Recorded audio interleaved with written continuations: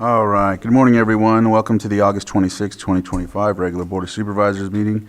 I'll call this meeting to order here at 9:01, and as customary, we'll start with a moment of silence. I think Supervisor Owen, you have a moment of silence. Go ahead. I do, thank you. I'd like to recognize Harry Kroll. He was a local Middletown resident, and on August 10th, 2025, he passed away. He was born on June 23rd, 1935, in Lawrence, Pennsylvania. Harry was a beloved husband, father, grandfather, and great-grandfather, brother, uncle, and friend. He passed away peacefully at the age of 90. He lived his life devoted to families and loved sports and his community. He was a proud U.S. Army veteran, teacher, Coast Guard employee, and local saloon operator for 32 years. He owned the Noble Saloon in Middletown. Harry welcomed everyone with warmth, humor, generosity. He met the love of his life, Rilla, in Berkeley, California, and together they were blessed with 5 children and grandchildren and great-grandchildren. A lifelong sports enthusiast, Harry especially loved golf and football, sharing his passion with friends and family. His kindness, humility, and devotion to loved ones will leave a lasting legacy. All right. Any others?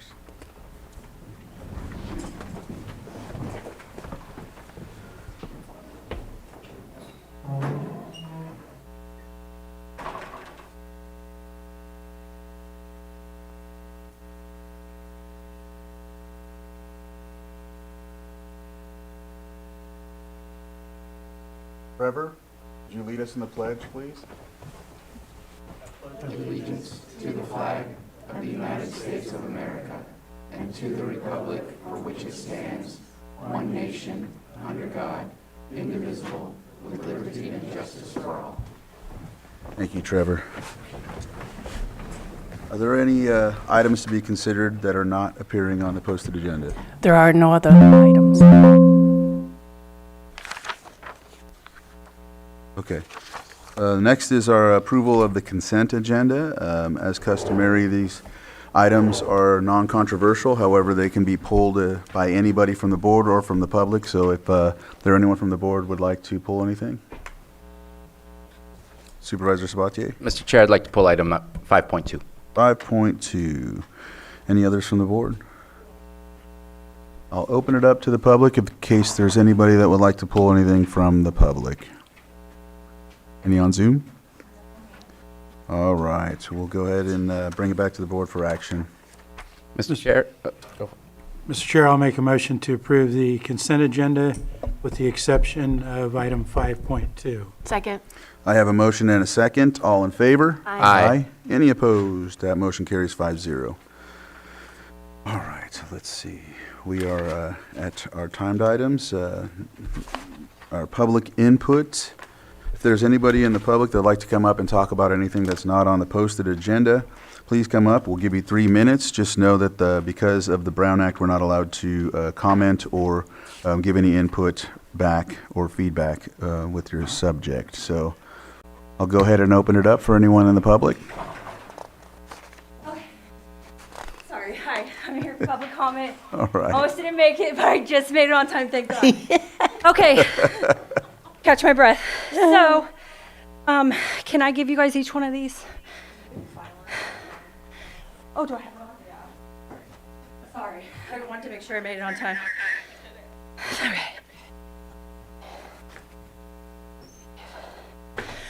Okay.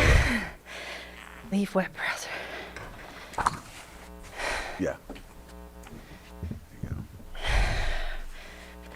Okay, are you guys ready? I'm ready. All right, so I'm here today because I read the agenda. I see you guys are having a closed session with the the person from special districts. Sorry, I'm still catching my breath.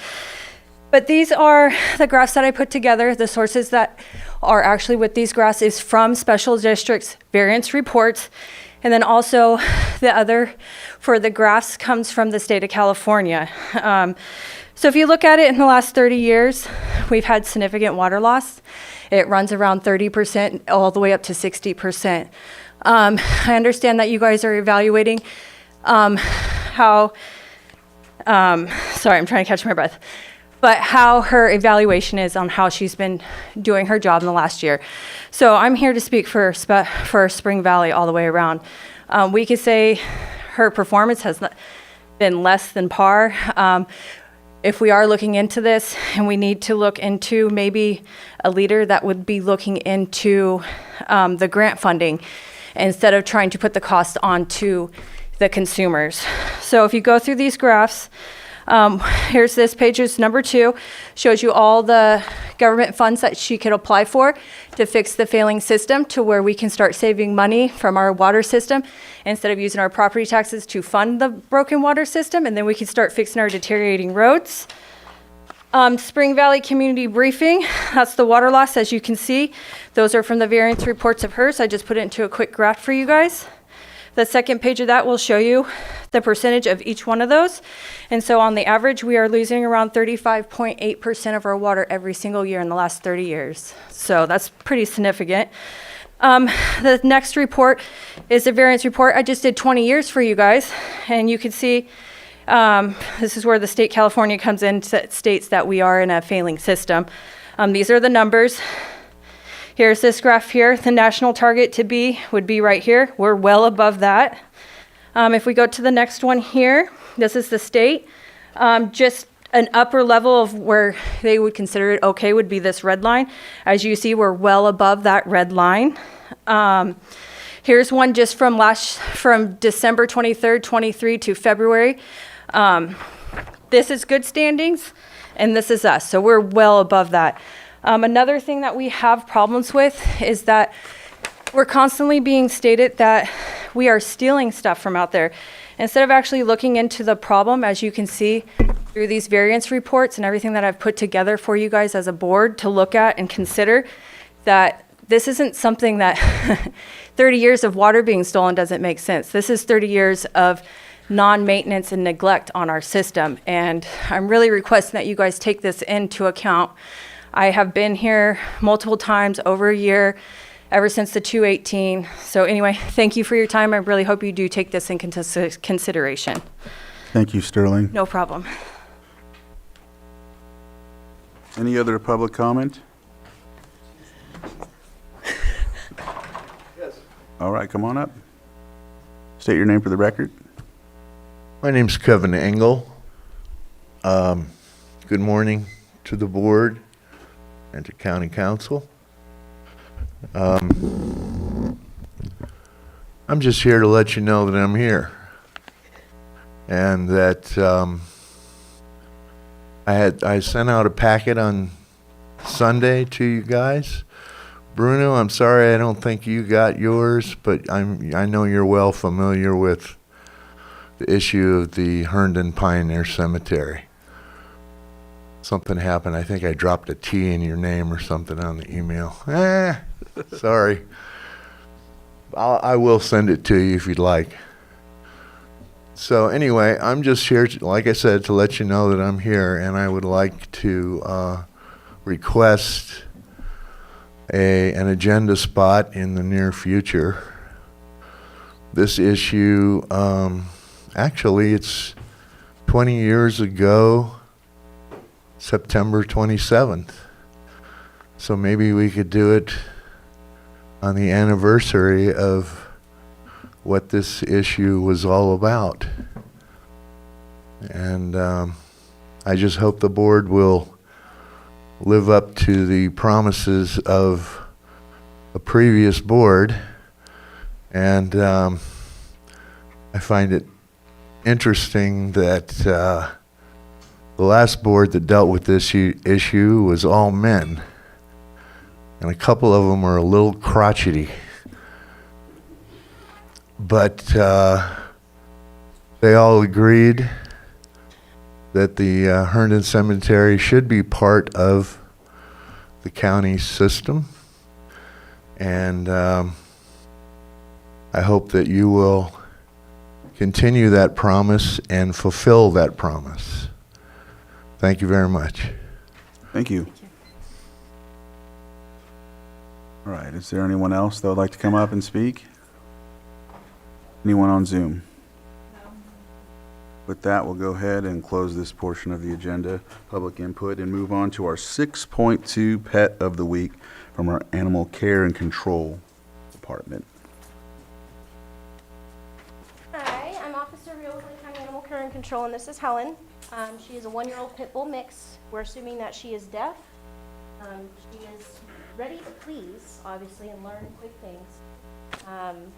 She came in and has been with us for, I believe, about a month and a half. So if you're interested in adopting, come on down to 4949 Helpless Drive in Lakeport, behind the jail. We have lots of puppies and adult dogs that are ready to make a wonderful companion.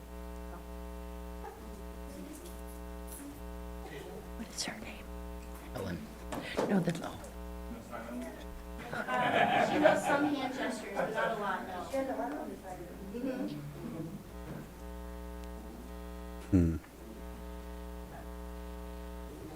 you wouldn't have to worry about her barking at noises. What's that? You wouldn't have to worry about her barking at noises. Oh, yeah. Pro in a car. All right. If there's any takers.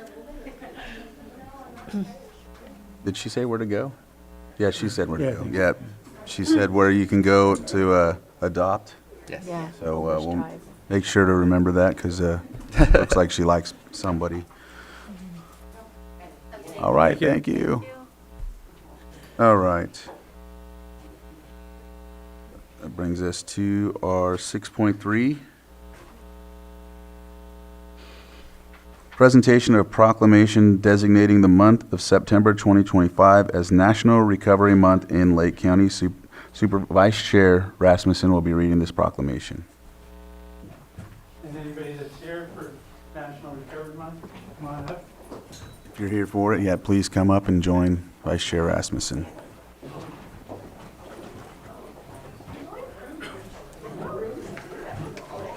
Up here? Hello.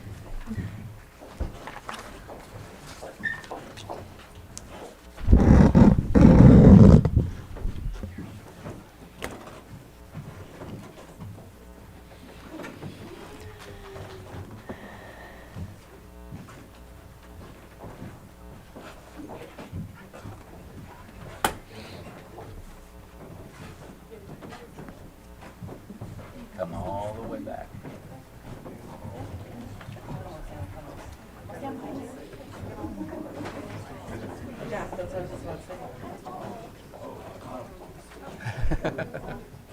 Be a big day. This is. You can absolutely use that to whatever you need.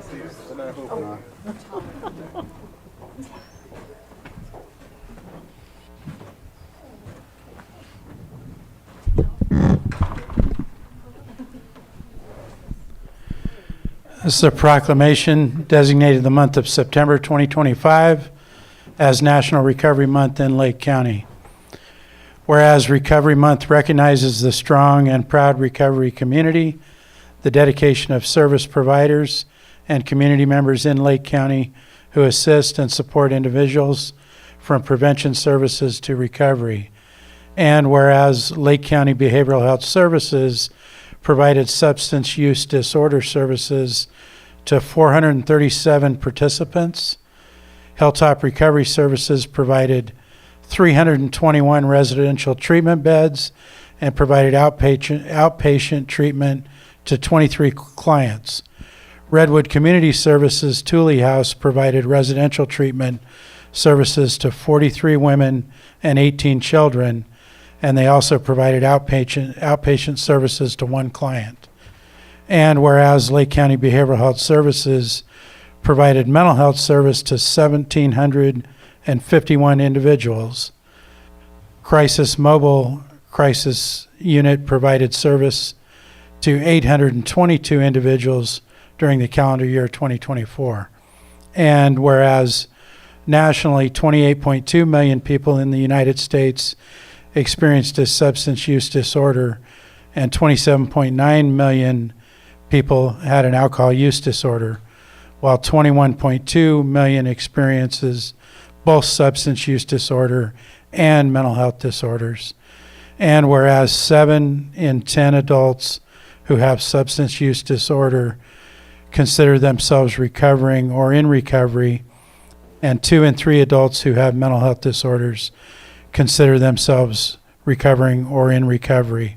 And whereas through promotion of Recovery Month, people from all walks of life are encouraged to become knowledgeable about what they can do to create a healthier tomorrow for themselves and others by helping to prevent these problems today. And whereas recovery is possible and treatment is effective, people in recovery can and do become gainfully employed, own homes, follow their dreams, and rejoin their families and their communities. Whereas the Lake County Board of Supervisors and Lake County Behavioral Health Services, Substance Use Disorder Services, Mental Health Services, Hilltop Recovery Services, Redwood Community Services, SafeRx, Hope Rising, and Lake County Health Services urges all citizens, families, governmental agencies, public and private institutions, businesses, healthcare, education systems in Lake County to support efforts that will increase community awareness, understanding, and action to address substance use disorder and mental health conditions in our community. Now, therefore, the Board of Supervisors for the County of Lake join with the Lake County Department of Behavioral Health Services and hereby proclaim that September 2025 is National Recovery Month in Lake County, passed and adopted this 26th day of August, and signed by our Chair of the Board, E.J. Crandall. Thank you.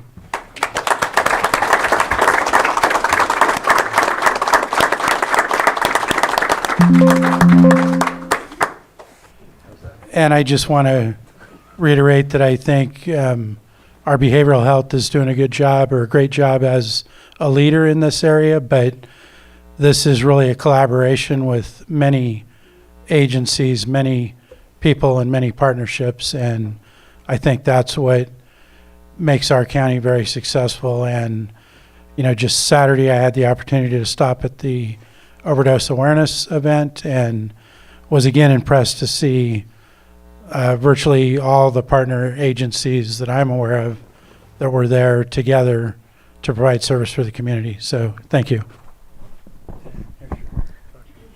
Thank you, Chief. Hi, I'm Elise Jones. I'm the Director of Lake County Behavioral Health, and I am just standing here feeling incredibly proud of the people that are standing behind me, proud of our county, and I agree with Supervisor Rasmussen that the collaboration truly is our superpower. And it's kind of interesting to reflect on recovery because this county has had to do a lot of recovering. I don't know if you all know, but we've had some fires, and it's a joke, guys. So that forced us to collaborate. And, I'm a horror movie fan, and one of the premises for a lot of horror movies is that the grid fails and the system collapses and breaks down. And that happened in Lake County multiple times.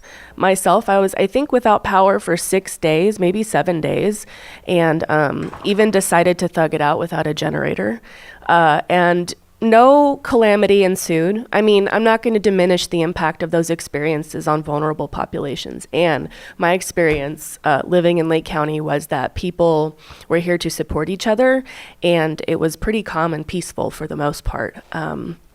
So those experiences, I think, have placed us in a unique position to move the needle on some of our social determinant of health issues. And if you don't know what that is, social determinants of health are factors in society that influence health, basically.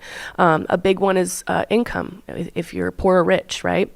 Another one is sometimes where you live, your neighborhood, and the list goes on and on. And so we've definitely had some challenges in this county, but listening to the numbers that were in the proclamation, which I hadn't reviewed actually thoroughly before I stood here today, I am going to I am 99% sure that if you were to look back 2 or 5 years ago, those numbers would be a lot smaller. The visibility that we have with our community, the ability to reach more individuals has been a leap of faith in many forms because of California advancing and innovating Medi-Cal, if you want to know. And so that's what caused the dramatic increase in services. It's been a gauntlet of policy review, program development, and it's been incredibly painful, to be honest with all of you. But I am so grateful that I was placed in a position of leadership to be able to see this thing through and make sure that we expand services to every vulnerable individual in Lake County who needs them. Thank you.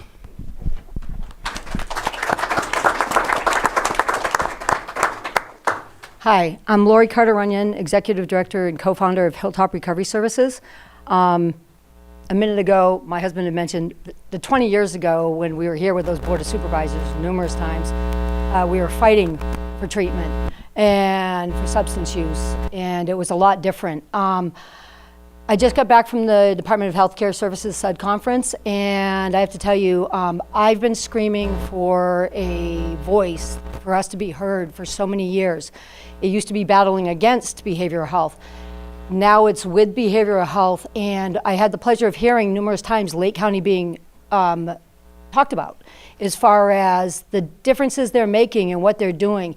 One of my biggest things that I've been yelling about is our small rural communities not being heard. And for the first time in all the years that I've been going, I felt that Lake County is being heard, and this is part of the example of that.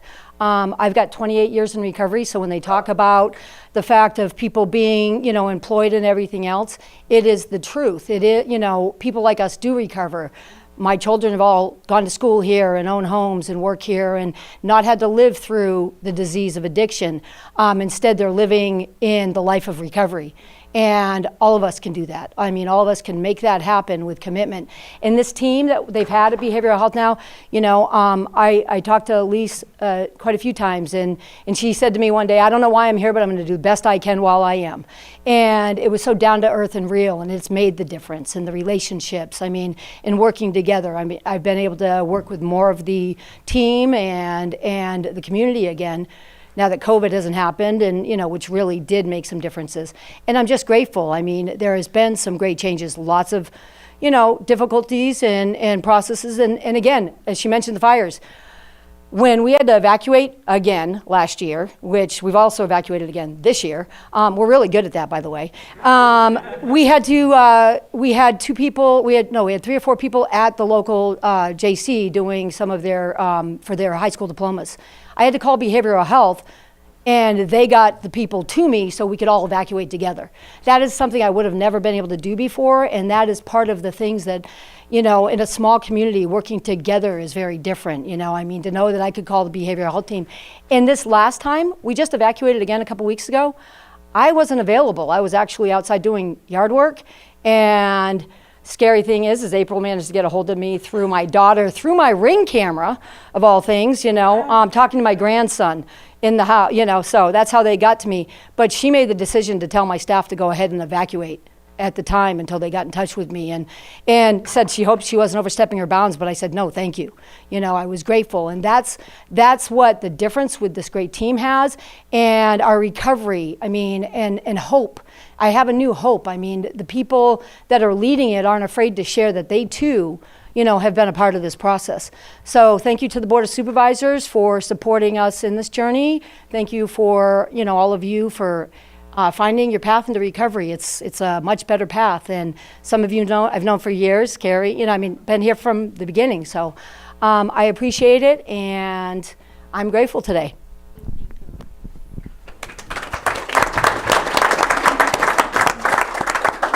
My name is Richie Okino. I work for Behavioral Health, specifically with the youth. I wanted to share, I'll touch on, we do recover, right? I think that people that are in recovery, they actually have more transferable skills than the average person coming out of high school. They actually know how to survive. We spoke a little bit about this at the DHCS conference. And in my experience as an assistant manager at McDonald's of all places, right, what I seen, people that were even on drugs while at McDonald's were good workers, right? When they were working. But the people that do recover in my experience, have been great workers, right? They'll stay longer. They'll go the extra mile, right? Because they're just grateful to be having a paycheck and not having to live the way they used to live, worrying about where they were going to sleep at. That's if you are a tweaker like me. But that's neither here nor there. The other thing I want to talk about is the collaboration, right? And so I'm here to speak about the youth, right? And so when we think about that, she said Lori mentioned that she raised her kids in recovery, right? What I'm seeing every day within the school districts and the school systems, I just did a youth group yesterday. There was 4 kids in this youth group, and they're 7th and 8th graders, and they were explaining to me that, they have friends where their parents are the ones that are getting them drunk, right? So when we think about this, kids all through Memorial and time, people have wanted to use substances, right? But I think we are in a time where they have access to the internet, whatever they want to see, whatever they want to do. If you are learning these behaviors from your parents, and I know some of you parents, I don't know, maybe nobody here, but hopefully on Zoom and somebody rewatches this, you're the problem. The parents are the problems in my experience, and what I'm hearing from the kids, it's them that are smoking weed with their kids, giving them vapes to go to school to sell for a side hustle. These are all things that is a problem, and that's called transgenerational drug use, people. And if all we really got to do is look at, the Native American community, they know all about that. And when we go deeper into each population, unfortunately, they are hit the hardest. But I'm here to basically urge everybody who thinks that, it's a rite of passage to get drunk at 10th or 11th grade. That is that might be normal in your community, but nowadays when people get drunk and you say, I only want you to get drunk in my backyard, there's a party all of a sudden and there's a really fine girl that they want to go see, and now they're leaving to that party. Or you think that they're not going to go get drunk there? You think that they're not going to go get drunk and make dumb decisions? And now, unfortunately, forever since time, it's just a fact. People end up doing cocaine. Now you have a possibility of dying, right? 17, 18-year-old, super drunk, inebriated, they make dumb decisions, and now they're doing a line of cocaine that is not cocaine, and then they die, right? Or they take an Adderall because they've been watching on their For You page that this is what people are doing, right? And then they die. So really, from my experience working in the last 3 years, from my experience of my parents actually smoking meth with me, parents are the problem.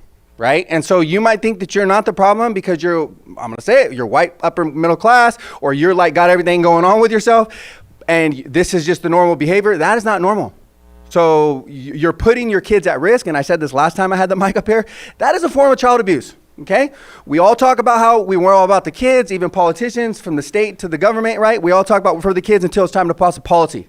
They don't want to pass that policy because the people that they want to pass the policy on, i.e. tobacco industry, i.e. cannabis industry, i.e. alcohol industry, they got a really, really smart scientist to pay a lot of money to go down there and lobbyists to block people's laws, right? And they're like, well, I can't pass that test because they're going to pay me $5 million on my next time that I need to the next time that I need to actually be voted in, right? And so that's the problem. That is the problem we see. And those 3 industries, I didn't mention the pharmaceutical industries, they're the people that are running the world. It's not the Republicans, it's not the Democrats. The people that are running the world are the people that got billions and billions of dollars to go block these policies. There's no reason why we need to have a vape pen in a hoodie.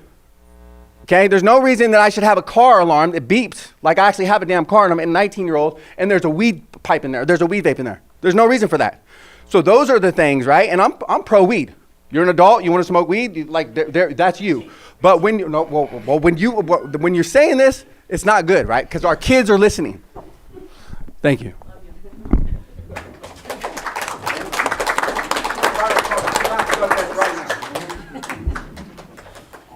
Is there anyone else that would like to speak? Anyone from the board would like? Oh, there you go. Please. Sorry, I just wanted to throw out there, we do have Recovery Happens coming up later this month. And I'm trying to double check the date. I believe it's September 20th. No, 13th. 13th, sorry, I was off. 10 to 3 p.m. and there is free lunch available, and it'll be a great event for everyone who wants to join us.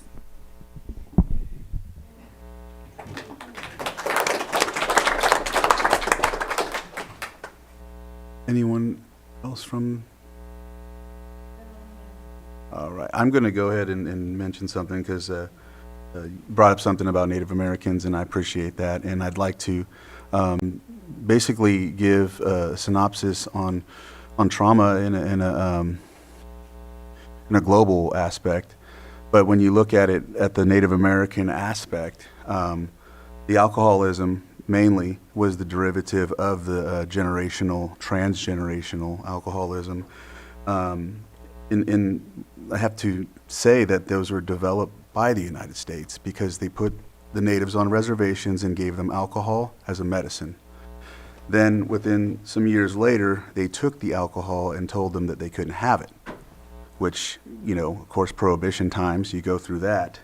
Then you get boarding schools, then you have self-medication.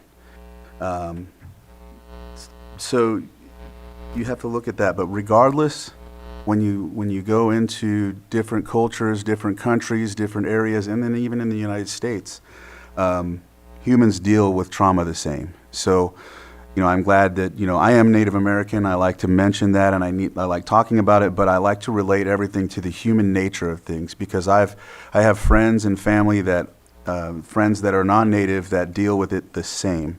No matter what it is, and it all ends up to a point where alcohol doesn't do the job anymore. So a lot of people go to meth or something harder to make sure that they get that. So anyone here that is recovering, I tell you, a lot of these, there's a lot of ailments that will happen. There's things that will happen, and you're going to be faced with that challenge. And we're meant to go through these feelings. And that's the main thing that puts people to the point of going back, recidivism. But you have to fight through that, and you'll see it's a wave. You need to ride that wave, and you'll feel better about the rewards that come with it. Once you get to a point that you've invested all this time into your sober living and your recovery, what you're going to see is you're not going to want to lose that investment. So anyone that's listening that is going through recovery, please ride the wave for the rewards.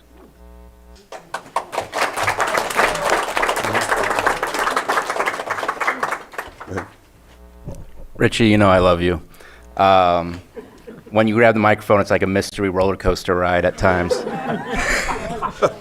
I want to share appreciation for everybody that's here. Yes, recovery does happen. I think what we don't say, and I want to mention it, is thank you for being there for those people that stumble. Because people do roll back. It happens for everything. Whether it's the most important thing you need to change in your life or the smallest thing you want to change in your life. But you guys don't judge. You guys are there to begin with, and you guys are there for the second and third and fourth try, and thank you for being there.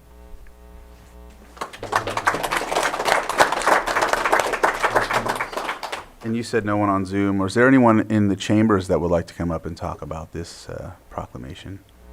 All right. Not hearing any, we'll go ahead and close this item, and I know that Sam is going to want to take a picture, so let's come on up.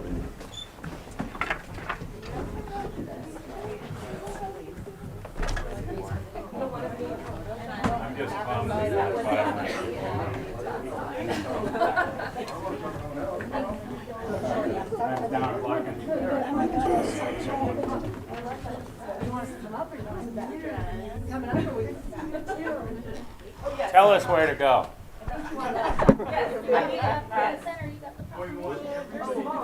You're small. Everybody be able to be seen.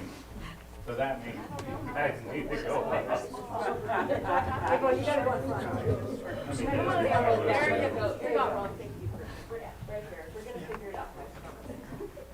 All right. Oh, okay. He can do it. He has a lot of skill. I'll stay right here.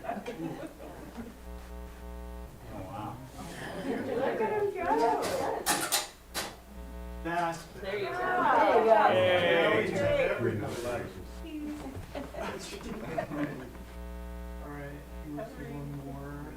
go. Make sure you get Nancy. Thanks so much.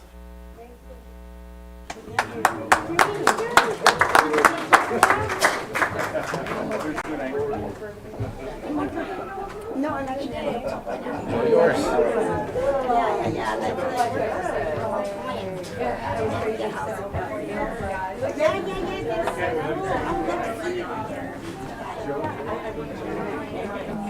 Oh, okay. Okay. It's so good to see you. Oh, it's so good to see you. It makes me feel so good to see you. Oh, you're so sweet. I'm so happy that you're in there. I love it. I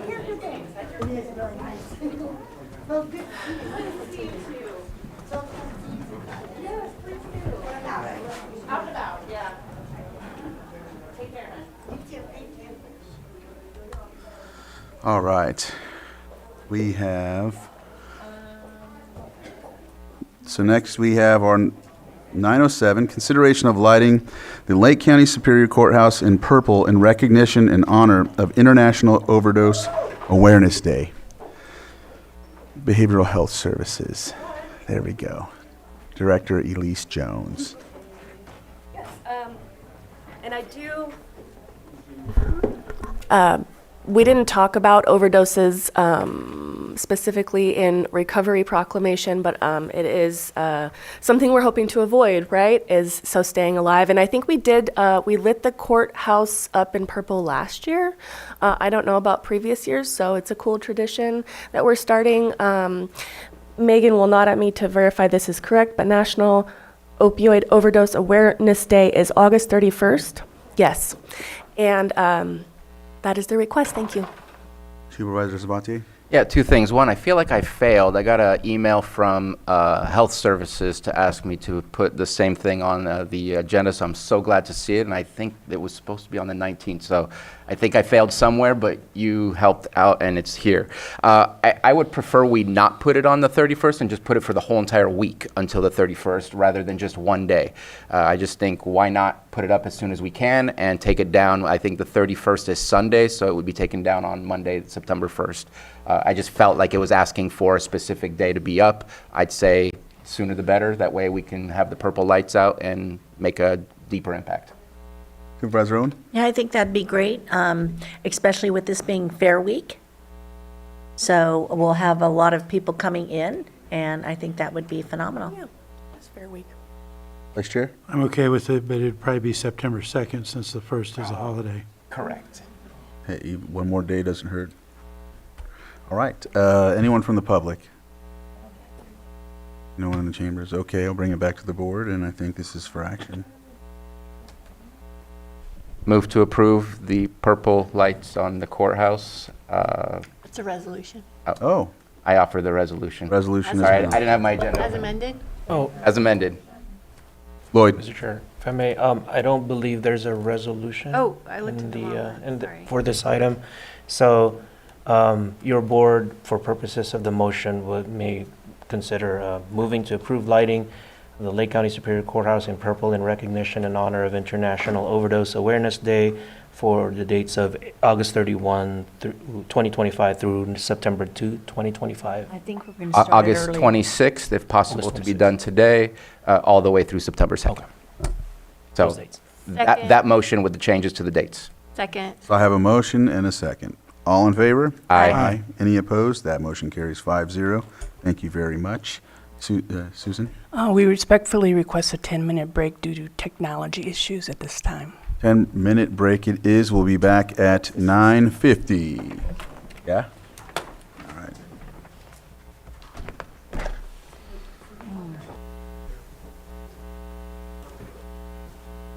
All right.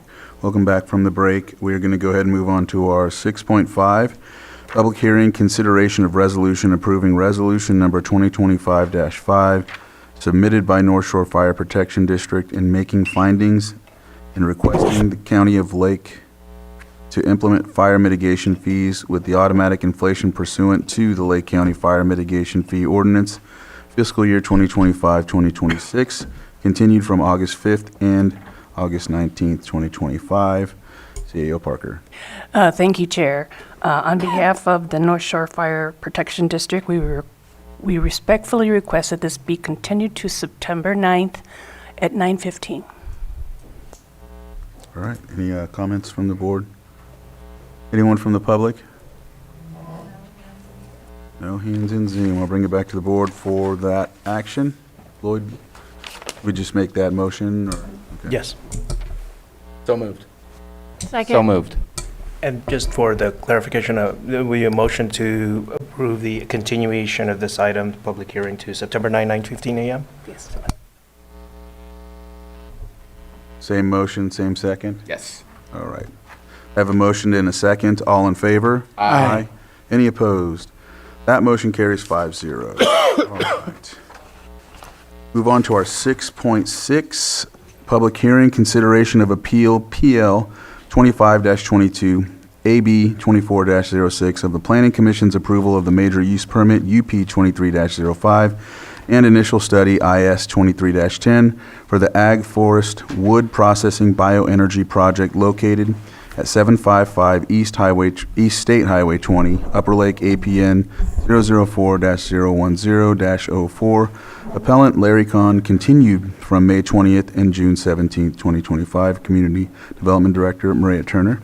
Good morning. Mireya Turner, Community Development Director. We are ready to present the appeal today. However, I wanted to make sure the board is aware that we have received a request for continuance from both the appellant's representative as well as the permittee. Okay. With that, is that what we're presented with first? Typically, the board will deal with a request for continuance prior to us launching our presentation. Okay, so go ahead, Mr. Chair, if I may, thank you. Your board may want to, whether it's on the continuance request issue or on the merits, may want to take in testimony for anyone who may be willing to testify, to be sworn in. Thank you. Johanna, anyone on Zoom as well, if you're going to, please turn on your camera and raise your right hand. I don't think they can turn on their camera, but if you're in Zoom and you're going to speak on this item, please raise your hand in Zoom. All right. Everybody else, with your right hand raised, do you solemnly swear that the testimony you're about to give will be the truth, the whole truth, and nothing but the truth? I do. Thank you. All right. With that, I know with me, I'm willing to entertain the continuance because of the submittal of the Public Request Act and then also an email from the project permittee. Any other comments from the board? Supervisor Sabatier? Agree. I agree. Yeah. All right. Well, we have a consensus, so it looks that way, but we'll go ahead and open it up to the public. We will be discussing anything that has to do with the continuance. We won't be discussing the project until we get the next date scheduled. So anyone that would like to come up and talk about the continuance, please come to the microphone. You have 3 minutes. Sorry.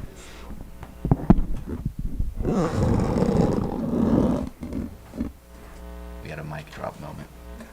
Hi, Supervisors. My name is Barbara Morris, and I'd like to speak to you as not only the Board of Supervisors, but as the Lake County Watershed Protection District.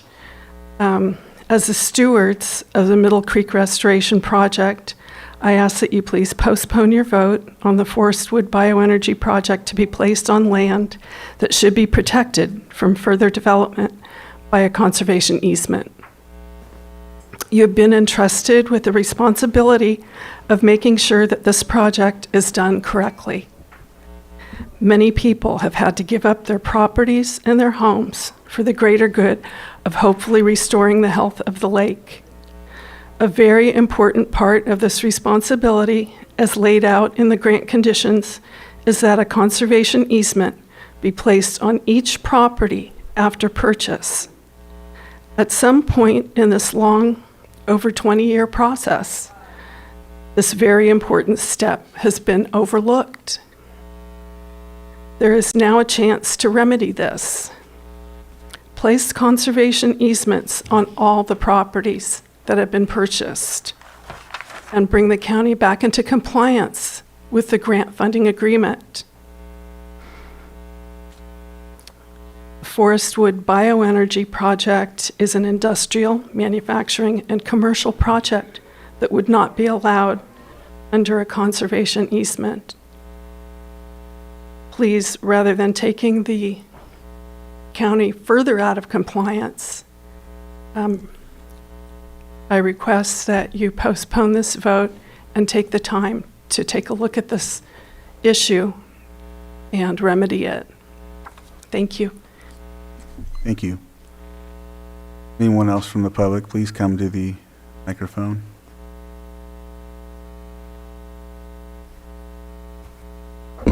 Good morning, Chairman. Good morning, board members. My name is Tom Jordan. I am staff of the Scottsville Energy Corporation. Just briefly, I concur with the recommendation that we continue this hearing until, and my request would be in the month of October, in order to give the county staff and the state staff time to understand the restrictions involved with respect to the information that Ms. Morris has just presented. Thank you. Thank you. Any other comments from the public?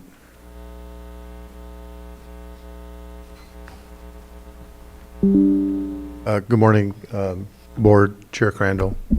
I also support having a continuance, but I would request, as I did last time, to make it for a date and time uncertain until the board and the state, or the state and the parties involved have reached their conclusion. It seems we're all waiting for the state to make a decision, and I think it is still within the purview of the board to make it a date and time uncertain until that decision from the state has been granted.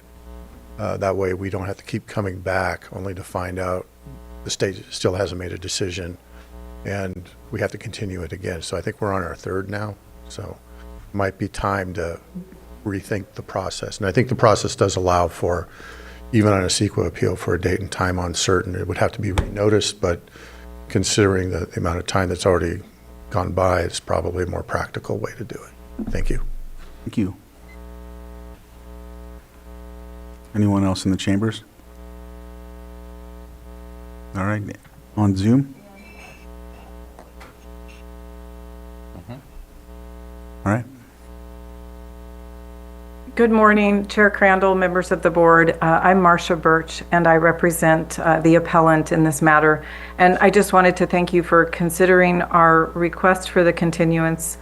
I don't have anything to add, but I'm happy to answer any questions that the board members may have. And if you choose to reschedule it to October, I am not available on October 14th. Quick question, Marcia? Yes. Would a later date in October be better? I'm sorry, could you say that again, please? Would a later date in October be better? So the audio is cutting out again, but I think you asked if a later date in October would be better. And yes, that would be fine. Chair Crandall, we Yes. recommend October 28th at 9:15. Marcia, does that sound like an ideal date? Yeah, October 28th would be fine for my office. All right. We'll consider that still. Any other public input? Or public comment? All right. Is there another one? No, no more. This time I'll close public comment. Supervisor Sabatier, I'll bring it back to the board. Supervisor Sabatier.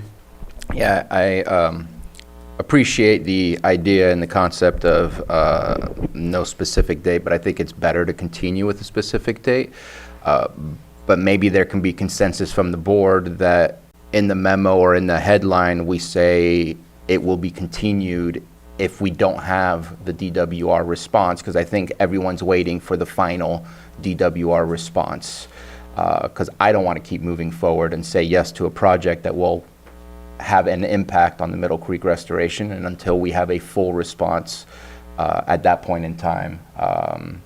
If we could put it in the headline so people know no state response will be continued or something along those lines, I think that might be helpful, because yes, it can be a waste of time for people who make it here, but I also don't want to spend money we don't need to spend on re-notification and using staff for those types of things. So just looking for a middle ground to see if that would be possible. Lloyd, is that possible? Thank you, Mr. Chair. Typically, when documents are posted in the agenda, and that would be part of the notice pursuant to the notice requirements, right? That's typically 72 hours for a regular meeting.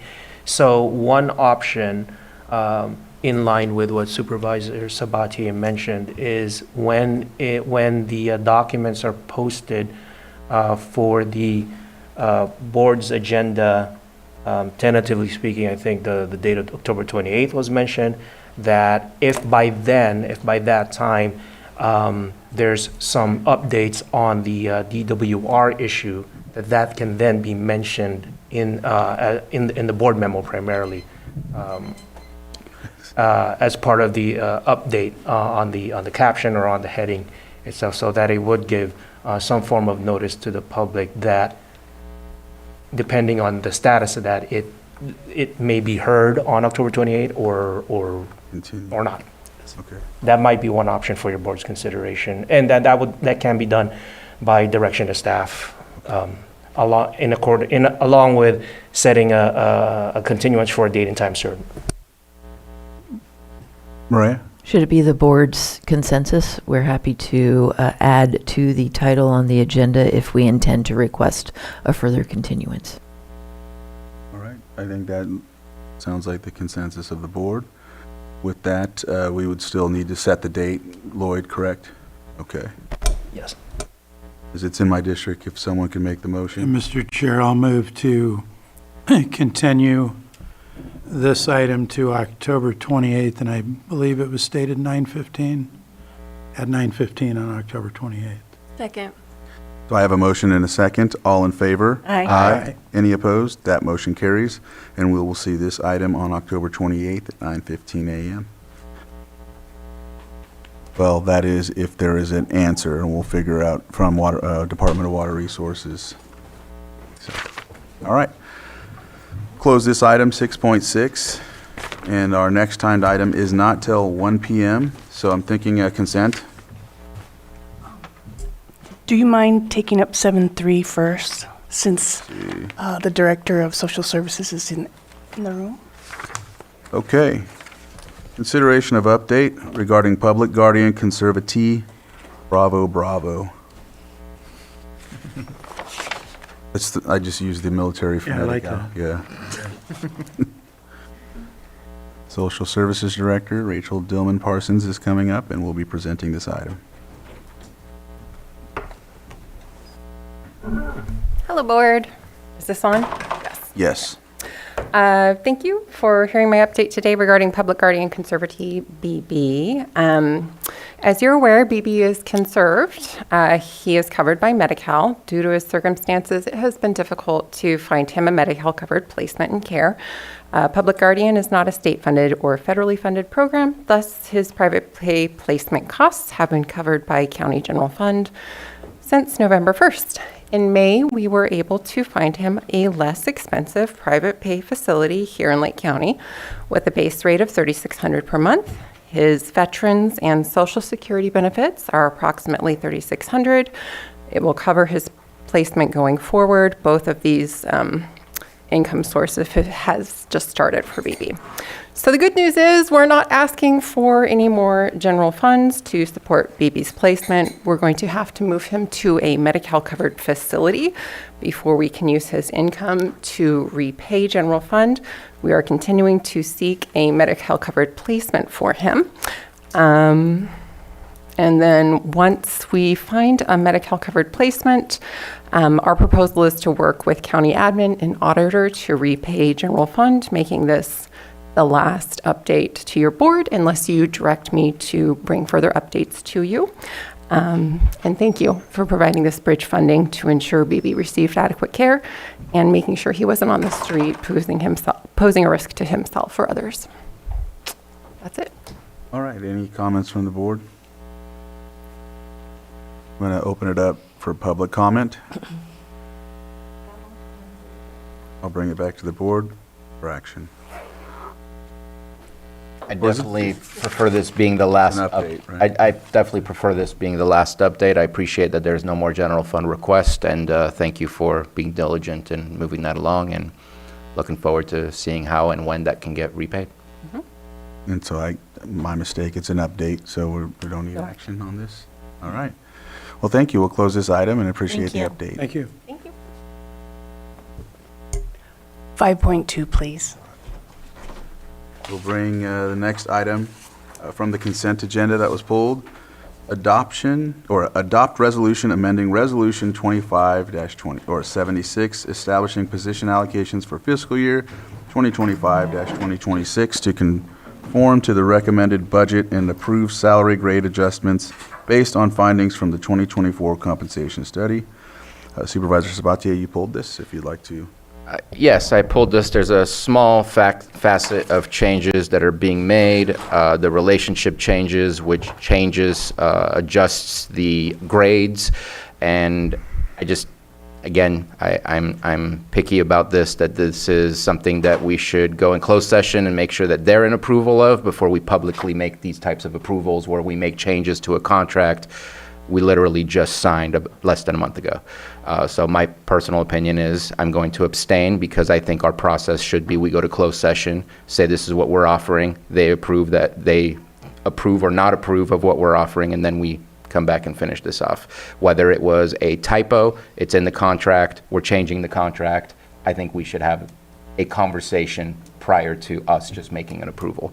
So that's just my statement. All right. Any other comments from the board? Would you like to elaborate, or is there anything you have? Sure. The first set of changes in A were just a bench adjustment for the Water Resources Director.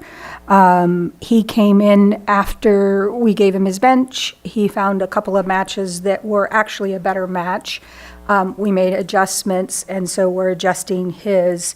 The second grouping, which is all management, was simply a sorting error. When they sorted the grade table, it sorted it with the wrong grades. So this is a correction, making the grades that actually we all agreed upon. The B, the management change relations, were simply because these grades, we did not realize when you're looking at 650 grades that these two positions managed people that were in lower grades. So we have an internal relationships, 4 to 6 grades between supervisor and manager. Because we didn't know these two positions managed people, we didn't use the proper grade spread. So this is just correcting that grade spread. The fiscal coordinator 1 and 2, that's just moving it from Unit 3 to Unit 4. Those were previously reclassed and they were left on the wrong unit table. And then the last ones were simply left off the table when it was sorted, and we're putting them back on. There's no changes to the grades. All right. I will open it up for public comment. All right, I'll bring it back to the board for action. I'll offer the resolution. Resolution has been offered. All right. Supervisor Owen? Yes. Supervisor Sabatier? Abstain. Supervisor Rasmussen? Aye. Supervisor Pyska? Yes. And Supervisor Crandall? Aye. All right. Resolution passes 4-0-1. All right, thank you. Thank you. 7-2 or? calendar? Yes, Director Valdez is on Zoom. Okay. All right, so next item is 7.2, consideration of appointing qualified candidates in lieu of a general district election for the Scotts Valley Water Conservation District under Elections Code Section 10515. Registrar of Voters Maria Valadez. Up here on Zoom, you can join us, please. Good morning. Good morning. So my agenda is pretty straightforward. It's Scotts Valley Water District had 2 vacancies on up for election this November, and no one filed for either of the 2 vacancies. So it comes back to the board to try and make an appointment prior to December 1st to fill these 2 vacancies as if they were elected in lieu of an election. And if that happens, then they would just serve out, one of them would serve out the remainder of the 4-year term and the other would be a 2-year term. I understand that as of right now, there's we're looking into, or the board is looking into dissolving the district, but as of right now, it's not dissolved. So trying to find 2 people to fill those 2 vacancies would be very beneficial to the district, so that after December, if the district hasn't been dissolved, there'd still be some directors there. So the term for the one director expires in December of this year. So that would be the board to try to find somebody to fill these 2 seats. Thank you. Thank you. Any comments from the board? All right, I will open it up for the public. All right. All right. Betsy, if you can unmute. Thank you, Mr. Chair. Yeah, I'm just curious as to whether any direct communication has been attempted with the landowner / voters in the district. I'm very familiar with the district formation and its purpose. I will be very interested to see what LAFCO does with its study of the purpose of the district. But I know that a lot of people don't really understand that they're in the district. And I don't know that any attempt has been made to directly communicate with them the purpose of the district and their potential role in that if they care to participate. All right. Is that question for me or for the? It's for the board. Okay, thank you. The board's being asked to do this task. I'm asking the board if it has attempted to do the task, to engage the voter landowners. I'm not sure if that has taken place. I was going to make a comment. Go ahead, yes. When public comment, I guess, is closed, or Okay. or if you wanted to address Yeah, it now. I'll close public comment as of now. And okay, Maria, please go ahead and elaborate. I just want to clarify that this is not a landowner district. It's an elected registered voter district. And we do a publication and a media release advertising for the 2 vacancies, as well as notifying the current directors who are supposed to post it somewhere within the district boundaries. Okay. All right, Vice Chair.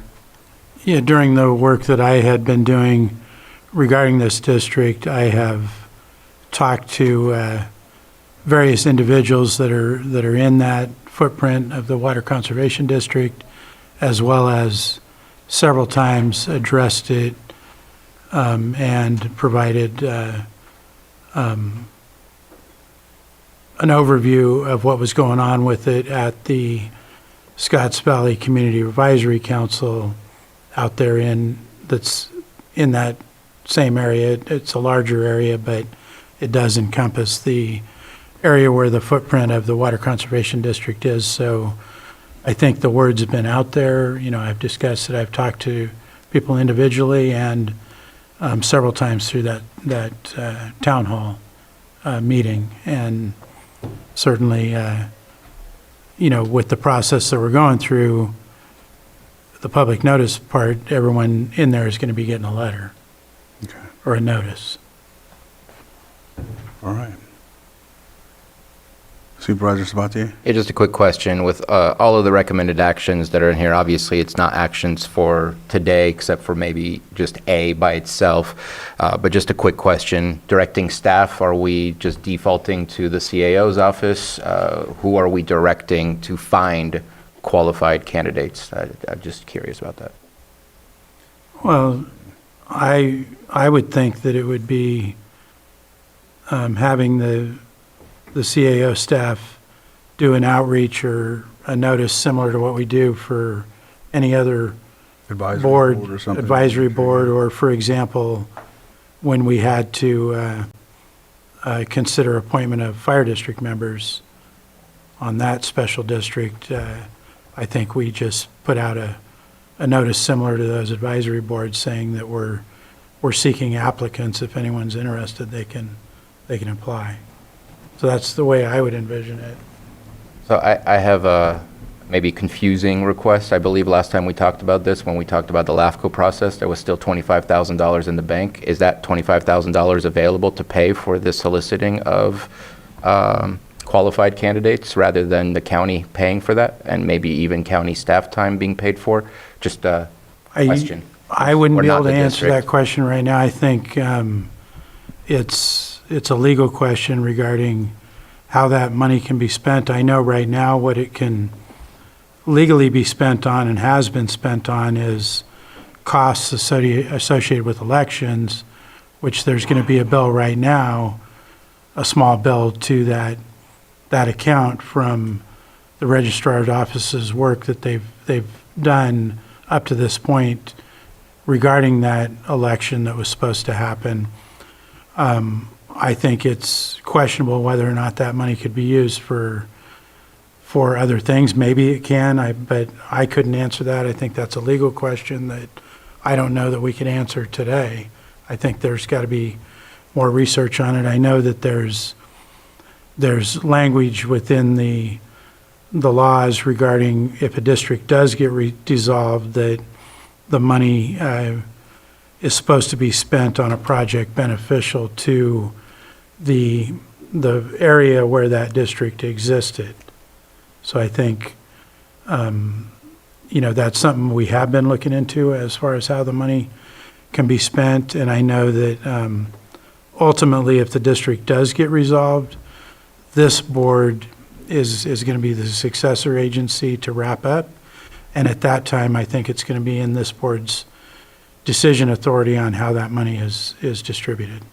So I think we could have answers down the road. I just don't know that we can now. Yeah, I'd like to see if we can look into that, see if what's possible, and then if we can't, we can't. So, with that being said, do we need to continue this and look into that, or do we make a decision today? And Well, I think we can handle A section, which is direction to staff to put out a recruitment notice for any interested candidates, and the other items would be dependent on, we may not get a candidate. We just have to see at that point, so that's where I'm at. all right. I would say to also give direction to staff to keep track of time and cost in case we can recoup. And I think that was also included. Okay. I'm fine with that, but I think it was stated in the last, not related to a similar item, so I'm fine with that. All right, so with A, Lloyd, do you have any, go ahead. Well, yeah, as Vice Chair Rasmussen mentioned, thank you, Mr. Chair. Your board does have sub-item A for consideration, which is the direction of staff to find qualified candidates to be appointed to the positions, and that can be done just by consensus. Also for your board's considerations are sub-items B, C, and D. C being further direction to staff to draft a resolution, and then B and D are scheduling items that can also be done via direction of staff if there is already a date in mind. That's also before your board, but your board may consider just segmenting it out just by doing A alone. I know that's been mentioned by Vice Chair Rasmussen, and then possibly for another item to come back to your board, depending on what the results of the direction of staff under A are like. And then in addition to that, you also have your board's direction of staff to track time as raised by Supervisor Owen. All right. So maybe it could be,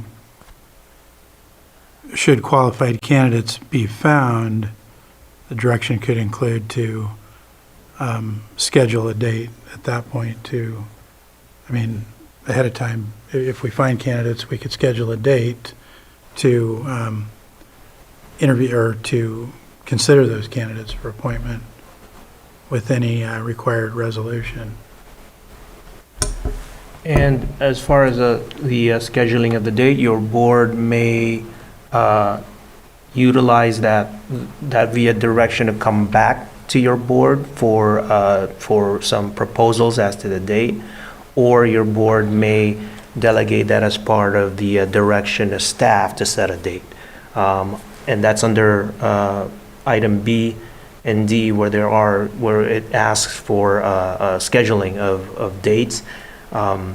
your board may delegate that to staff as part of the direction, so that staff can just determine the date of, under B, to choose qualified candidates to come back to your board, and under D, to schedule the date to pass the resolution. So that's one option. Or your board can just set those dates now as part of the direction of staff. Susan? Thank you, Chair. I recommend that you delegate it to staff to set a date for future consideration. Yeah, I agree with that. Looks like we have a consensus. Supervisor Sabatier? I just have curiosity. What happens if we don't find qualified candidates? What's our next step? We just allow that district to have less than enough directors? Like, is there any action that we take at that point? It's just curiosity, but just kind of expectations are. I'm looking at Registrar of Voters, Valadez, who may have some information on that. Maria? So usually when a district falls under a quorum, then it would still fall back onto the Board of Supervisors, in this case, to meet that quorum, at least appoint one person. There's 3 seats for that district, and currently there's 2 directors, so the board would still at some point have to appoint somebody to meet that quorum. Okay. If it doesn't happen now. Thank you. All right. Lloyd, anything else? Yes, thank you, Mr. Chair. So I believe there's consensus under sub-items A, B, and D. And just to further clarify, C is also asking for direction of staff to draft a resolution. It's interrelated to the other items, but would that, and just if, also by consensus, if your board is willing to provide that direction of staff as well. Yeah. Okay. Susan, anything else? So it looks like we have a consensus for direction to staff for A through D. Do we need anything else, or do we have that consensus and we can move forward, Lloyd? Yes, and just to add, that other direction to staff to track their time as well. Okay, excellent. So we have that. Anything else from the board? Did I open it to the public? Yeah, we did. Okay, I did, okay, that's right. All right, with that, we can close this item with the direction to staff. 7.2 is now closed. Calendars, or is there anything else? You may wish to go into closed session. Oh, well, let's go into closed session. Let's see, that's what we'll do. Closed session items, 8.1, Public Employee Evaluation Special Districts Administrator. 8.2, Conference with Legal Counsel, Existing Litigation Pursuant to Government Code Section 54956.9D1, FERC Proceeding Number P77 Potter Valley Hydroelectric Project. With that, we will go into closed session. All right, welcome back. We are back from our lunch break and out of closed session. Was there any action to be taken out of closed session? There is no action to report from closed session. All right.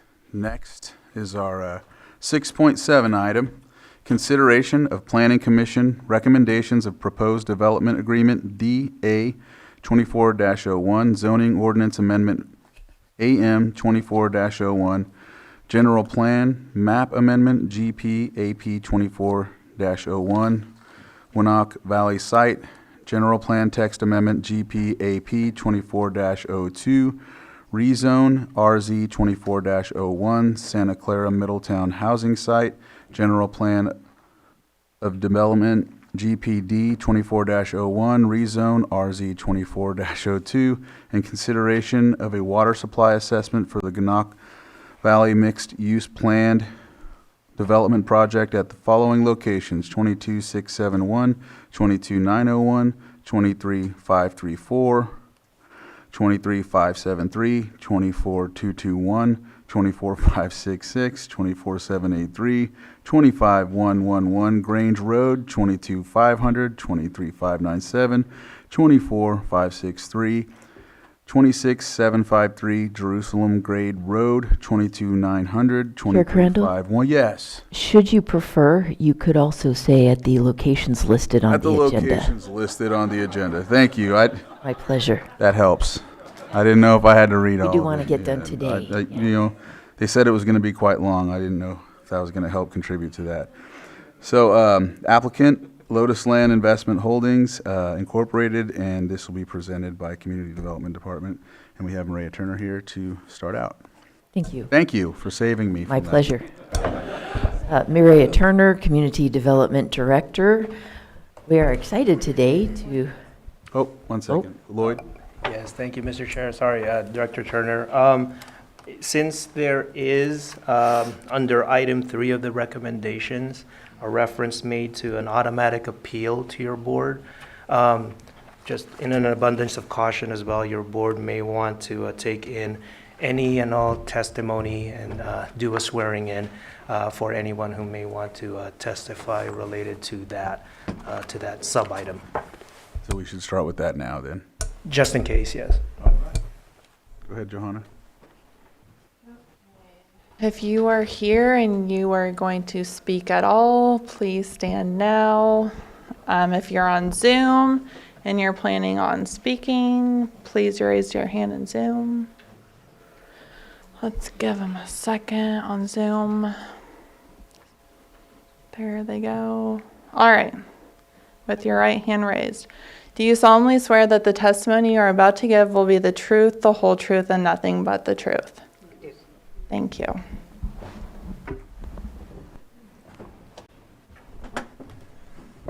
Thank you. Mireya Turner, Community Development Director. You have before you the Gwinnett Valley Project revisited. We do have a robust presentation for you today. We have a PowerPoint for staff to present, as well as parts of it will be presented by representatives of the project developer, the applicant. We do have with us at the platform today 2 representatives from Acorn Environmental. They were instrumental in updating, modifying, and ensuring proper review of the draft revised programmatic EIR. And so certain slides will be covered by Senior Planner Laura Hall, and others will be covered by Ryan and Annalie at our desk. Additionally, after the staff report presentation, we do have a supplemental presentation from the applicant, and so I will defer after that to a few members of the development team. Lastly, there are a few of the documents before you that underwent wordsmithing to clarify what section of CEQA this board was reviewing versus what sections were in the Planning Commission's purview. And we'll cover those as amendments at the end of our presentation, so that our goal today is that as the board considers this project and then considers the instruments or the resolutions and ordinances that are before you today, it will all be very clear and proceed in an orderly fashion with minimal confusion, because there are a number of working parts to this project. So I will turn this over to Senior Planner Laura Hall. Thank you. Thank you. Hi, do you want to bring up the presentation? Yep. I would just be finishing reading this, by the way.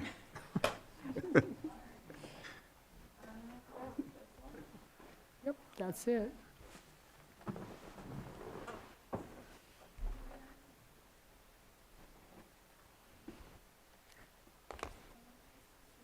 Thank you. Good morning, Chair Crandall and Supervisors. My name's Laura Hall. I'm with the Community Development Department, and today before your consideration is the Gwinnett Valley Mixed Use Plan Development Project. This project, the applicant is Lotus Land Investment Holdings Incorporated. The primary address of Gwinnett Valley site is 22,000 Butts Canyon Road in Middletown, and the address for the Middletown Workforce Housing Site, also known as the Santa Clara site, is 21,000 Santa Clara Road in Middletown. Oops. Next slide. Today's agenda, Oops. Today's agenda includes the executive summary, summary of Planning Commission action, environmental process overview, summary of board actions for consideration, findings for approval, recommendations, and sample motions. Next slide. The applicant is proposing a mixed plan, mixed-use resort and residential community within a portion of the Gwinnett Valley Ranch property, which includes a general plan of amendment to designate 16,000-acre Gwinnett Valley site as resort commercial and to rezone the Gwinnett Valley District to the Gwinnett Valley District. At full build-out throughout multiple phases, the project would allow for the development of 400 hotel rooms, 450 resort residential units, 1,400 residential estates, 500 workforce co-housing units within the zoning district. Phase 1 of the project includes the phase subdivision and related entitlements to allow for up to 385 residential villas, 141 residential units, 141 residential units, 147 hotel units, and accessory resort and commercial uses. Phase 1 includes a subdivision and rezoning of the off-site parcel, the Middletown housing site, to accommodate for 21 single-family residences with optional accessory dwelling units, 29 duplex units in 15 structures, and a community clubhouse associated with associated infrastructure. Other off-site infrastructure improvements under Phase 1 includes a proposed water supply well and an off-site parcel and pipeline located adjacent to and within Butts Canyon Road, along with intersection and electric transmission line improvements. Exhibits A and C, which include the July 24 and August 8, 2025 Planning Commission hearing staff reports, includes the additional project details. Tentative subdivision map approval for the Gwinnett Valley site, which includes SD 2401, Maha Farm SD 2402, Esquerin Center SD 2403, Dinsington Golf Estates SD 2404, and Bond Ridge, and the Middletown housing site, which includes SD 2405, Santa Clara, will be sought separately at a future time. The final EIR consists of the total 2020 EIR, which includes the draft EIR, final EIR, and final EIR errata, and partially revised EIR consists of the July 24, 2024 draft partially revised EIR, March 2025 draft partially revised EIR, and July 2025 final partially revised EIR, and all appendices and other supporting information. These documents can be reviewed on the county's website and on the state clearinghouse website, following the links provided in the board memo. Exhibit A includes the EIR and July 24, 2025 Planning Commission staff report with the detailed project description and location figures. Exhibit E to the board memorandum includes the mitigation monitoring program, findings of fact, and statement of overriding considerations, certified and adopted by the Planning Commission on August 8, 2025. And this is the regional map that shows the Gwinnett Valley site outlined in red, and the Middletown housing site up to the northwest, and the infrastructure, the well and related infrastructure. Next slide. And this is the site map of the Gwinnett Valley Ranch, which shows all the parcels in the areas, as well as the main resorts and other features such as aerial site access, back of house operations, and the emergency response center, etc. Next slide. And this map shows Phase 1 resort communities and planning areas also at the Gwinnett Ranch site.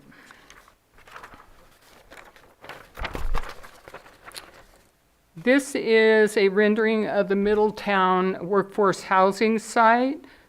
Part of the project before the board includes a request to rezone the center portion of the Middletown workforce housing site from single-family residential R1 to R2 to allow the construction of duplexes. Under the proposal, single-family residential zoning will remain along the perimeter of the property to provide transition and visual barrier from off-site existing uses.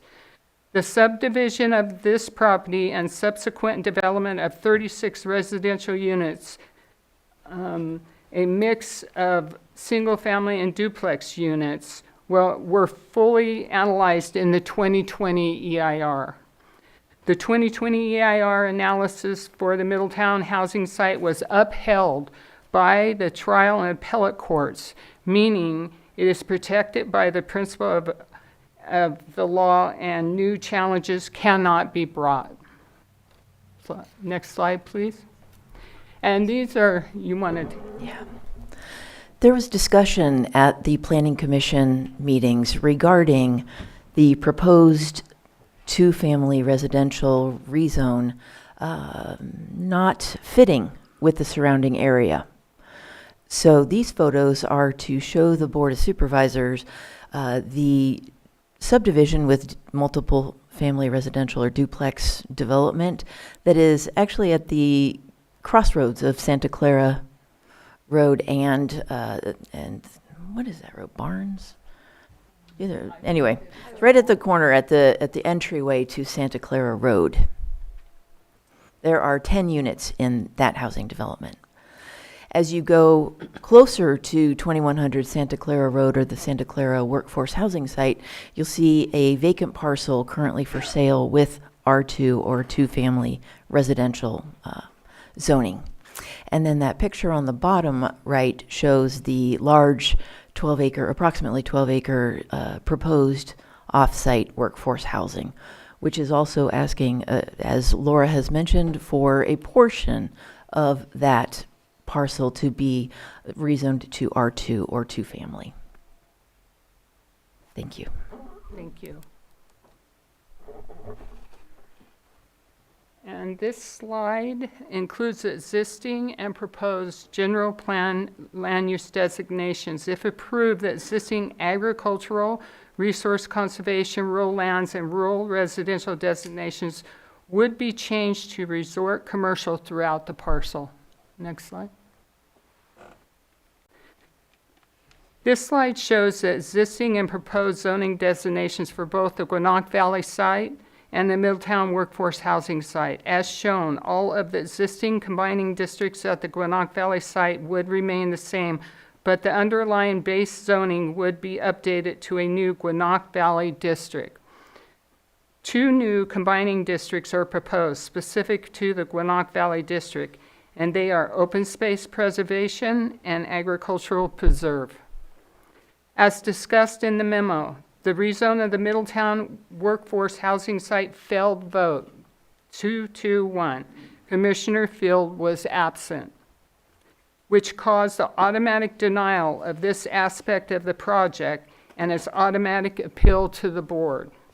As shown on the slide, the request for the property is only for the central portion of the site to rezone to R2 to allow the development of duplexes. All existing combining districts would remain the same. Next slide. On July 24, 2025, CDD presented the project to the Planning Commission. The Planning Commission continued the item to August 8, 2025 to allow for additional time to review all necessary documents and complete site visits. Draft minutes of the July 24th Planning Commission meeting are included in Exhibit B. On July 25th, 2025, the applicant received comments from the State Attorney General's office. While the Attorney General's letter was not addressed was addressed to the applicant and not the county. The CEQA does not require written responses to comments received outside of the public circulation period. The county provided clarifications on how the issues raised in the letter from the Attorney General were already addressed in the EIR and associated technical appendices, and described what clarifications were made in response to the request in the letter. Comments are addressed in the supplemental staff report dated July 31st, 2025 via modifications to the conditions of approval and clarifications to the mitigation monitoring and reporting plan and findings of fact and statement of overriding considerations. The Attorney General's office comments are included as an attachment to the August 8th staff report. The August 8th, 2025, the Planning Commission, on August 8th, 2025, the Planning Commission took the following actions. 1, certified the final environmental impact report, ERI, State Clearinghouse number 2019049-134, and adopted the accompanying CEQA findings of fact, statement of overriding considerations, and mitigation and monitoring and reporting program, EIR 2401, pursuant to the requirements of the California Environmental Quality Act. 2, approve the use permit PL 25112 UP 2405 as amended for the Gwinnett Valley site, condition upon approval of the general plan amendments GPAP 2401 and 2402, and zoning ordinance amendment AM 2401 by the Board of Supervisors. Amendments include a condition regarding off-site water use and non-substantive typographical errors. And 3, approved use permit PL 25112 UP 2408 for the Middletown housing site that includes the community clubhouse, condition upon approval of the zoning amendment RZ 2402 by the Board of Supervisors. 4, recommended the Board of Supervisors adopt an ordinance rezoning the Gwinnett Valley site parcels to Gwinnett Valley Specific District, amending the zoning map and adding a new chapter to the zoning code pertaining to development in that district and specifying design guidelines for future development in the district. 5, recommended the Board of Supervisors approve a general plan of amendment, rezone, general plan of development, specific plan of development, and development agreement. 6, failed to recommend approval of the rezone of the interior portion of the Santa Clara site from single-family residential R1 to two-family R2. The failed vote, 221, Commissioner Phil absent, caused the automatic denial of this aspect of the project and its automatic appeal to the board. And 7, approved the use permit to allow for the community clubhouse at the Santa Clara site after the Planning Commission meeting. It was determined that this motion was a duplicate of action number 3 above. After the August 8th Planning Commission meeting, typographic errors were found in various documents, prompting a special meeting of the Planning Commission on August 18, 2025, to correct the errors out of an abundance of caution. Corrected versions of the documents have been included in this agenda as Exhibit F and J, respectively. From here, I'm going to transition to ACORN to provide a high-level summary of the environmental analysis and process that has been conducted to date. Next slide. Okay. Good afternoon. My name is Annalise Sanborn with Acorn Environmental. As we have already discussed a bit here, the Planning Commission has certified the EIR for this project, but because the EIR also supports the board's decision-making, I'm going to attempt to provide a very brief summary of the environmental process to date. An EIR was completed and approved in 2020, but legal challenges against that EIR resulted in the need to update and recirculate the community evacuation and the wildfire risk analyses, which the county completed in the partially revised EIR. 2 draft partially revised EIRs were circulated, one in July of 2024 and one in March of 2025. And the final PR EIR was published last month in July of 2025. Separately from the PR EIR process, the applicant was negotiating with one of the original challengers to the 2020 EIR and entered into a settlement agreement with the Center for Biological Diversity in early August of this year. And as you know, the Planning Commission certified the EIR on August 8th. Okay, if you can move forward, please. Oops. And again, and again. Perfect, thank you. So in addition to recirculating the wildfire chapter of the EIR, which included both the community evacuation and the wildfire risk analyses, the partially revised EIR also assessed potential changes and impacts from what was analyzed in 2020 due to project modifications that have occurred since then. These project modifications can be grouped into the following categories: the parcel reconfiguration, Grange Road connector and connector roadways, greenhouse gas or GHG emission reduction measures, updates to the wildfire prevention plan, and the drought management plan. The map on the screen shows the area of potential effect, or APE. The original 2020 project APE is shown in orange, and the current modified project is in blue on top of it. And you can see that the project modifications removed some of the development that is shown in orange in the northeastern portion. And it also added that Grange Road connector, which is showing as a blue line going northwest away from the bulk of the development. I would like to emphasize that the area of potential effect is larger than the actual development footprint of the project. The footprint of roads, infrastructure, resort hotel uses, those are all delineated, but residential uses are not known precisely, as they will be designed by future owners of those lots consistent with the design guidelines. Therefore, the APE includes the entire extent of the residential lots, which could be several acres, while the house footprint and the actual development impact would be a much smaller portion of that lot.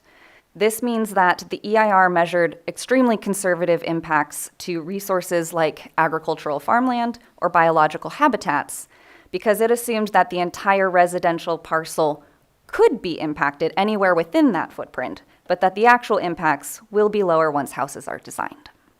Next slide, please. The updated wildfire prevention plan informed the expanded wildfire risk and community evacuation analysis that were contained in the PR EIR, but I will not go into every detail presented on this slide. Rather, I'll just call out a few key features. There's the addition of a third point of emergency access and egress called the Grange Road connector, and this will allow, in addition to the 2 previously planned entrances off of Butts Canyon Road, in the event of an emergency only, there will be a third access route for people to evacuate off of the property and first responders to enter the property from the north. The fire break system and the use of roadway shoulders for additional fire break protection has been expanded. Active landscape management using grazing and manual vegetation removal is a large component of the plan. There will be a new emergency response center that will ultimately become a new fire station in the southern portion of the county. And temporary refuge areas and safety zones at key locations are placed throughout the property. Next slide, please. As part of the approval or certification of the EIR, the Planning Commission adopted a statement of overriding considerations for significant and unavoidable impacts in a few topical areas. In aesthetics, Butts Canyon Road is a designated scenic corridor, and the project must have an upgraded access point on this road, which does lead to a significant and unavoidable impact under CEQA. In the category of agricultural and forestry resources, some important farmland would be removed by the project, and although there was mitigation to reduce the impact by permanently conserving farmland, there would still be a net loss, and therefore it is considered a significant and unavoidable impact under CEQA. In the topic of greenhouse gas emissions, although the project modifications include a host of additional GHG reduction measures and mitigation requiring purchasing carbon offset credits that would completely make the project neutral in terms of carbon emissions, for a project of this size and the amount of carbon credits that would be required, the county cannot guarantee availability, and therefore the impact remains significant and unavoidable after mitigation to be conservative. In the area of noise, the significant and unavoidable impact is from traffic on area roadways, which leads to a corresponding increase in traffic noise, which would exceed the county's significance thresholds in a few locations. So the traffic noise is considered significant and unavoidable under CEQA, but operational and construction emissions were all reduced to less than significant levels. And finally, transportation. The state does consider a project to have a significant impact in vehicle miles traveled if it cannot reduce its trips to a certain percentage below the regional average. And given the rural and remote nature of the Gwinnett Valley site, even with the implementation of transportation demand management plan and a number of different trip reduction strategies, it cannot be guaranteed that that 15% reduction will be met.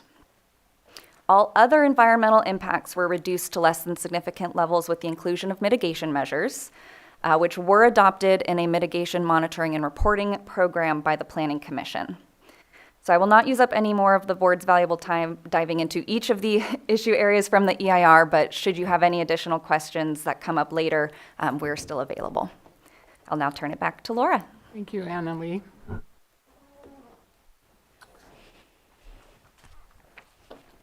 The board will consider the Planning Commission's recommendations related to the general plan amendment and rezones for the Gwinnett Valley specific zoning and Santa Clara Middletown housing site. The board will also consider approval of the development agreement and water supply analysis. A summary of specific project components requiring board action, as well as a summary of the staff's analysis, are included in the board's memorandum. Further details and analysis can be found in the previously mentioned Planning Commission staff reports. The following requires board approval.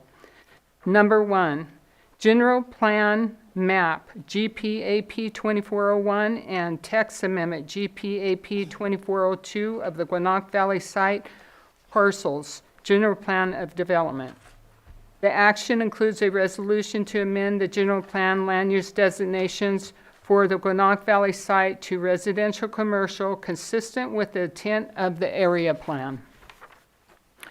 Number 2, rezone RZ 2401 and zoning text AM 2401 of the Gwinnett Valley site parcels, a Gwinnett Valley specific district.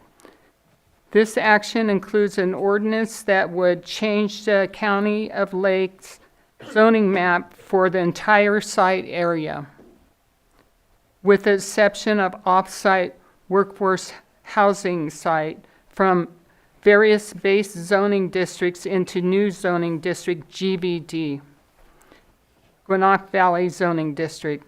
The draft ordinance for the zoning code text amendment is included in Exhibit F, and the draft ordinance for the map amendment is included in Exhibit G.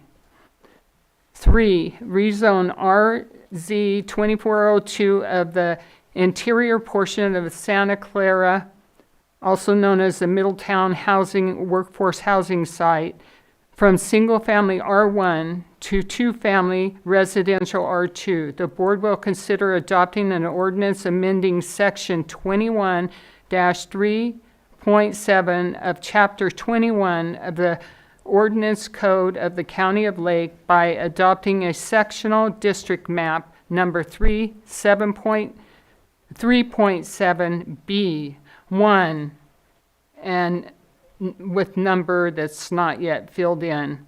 This ordinance would change the County of Lakes zoning map at the proposed Santa Clara workforce housing site from R1 FF FW WW single family residential floodway fringe floodway and waterway to R2 FF FW WW two family residential floodway fringe floodway and waterway.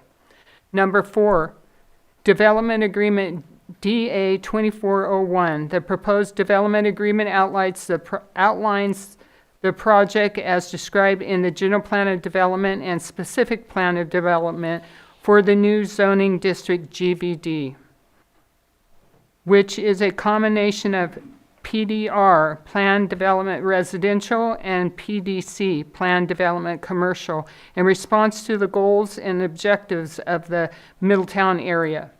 Findings for approval are discussed in detail on page 40 of the July 24, 2025 Planning Commission staff report and are summarized below.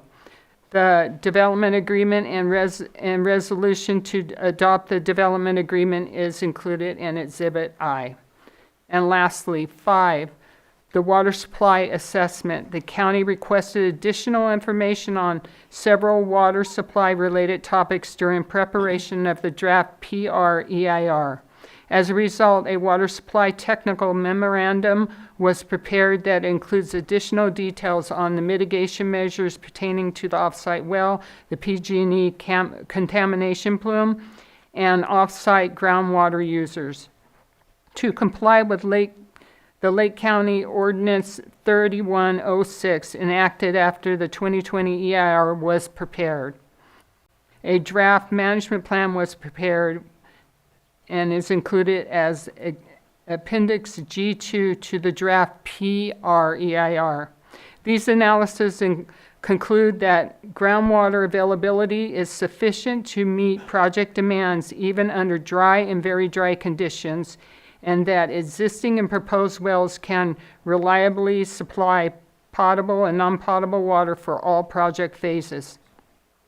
Additionally, the drought management plan outlines a staged conservation program to reduce water use, monitor supply capacity, and ensure water supply reliability for potable, golf course, and estuarine center uses during declared droughts. Together, these findings demonstrate that the site can provide an adequate private water system consistent with the regulatory requirements of the State Water Resource Control Board Division of Drinking Water.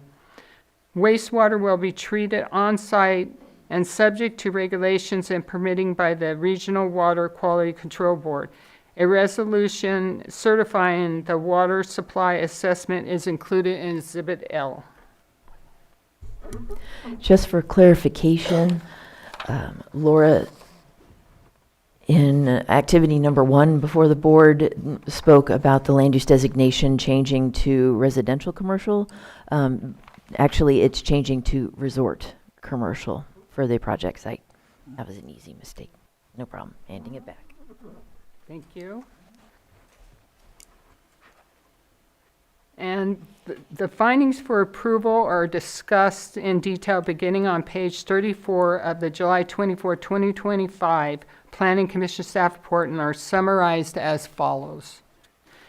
General Plan Amendment. Number 1, the proposed amendment is consistent with the General Plan and the Middletown Area Plan.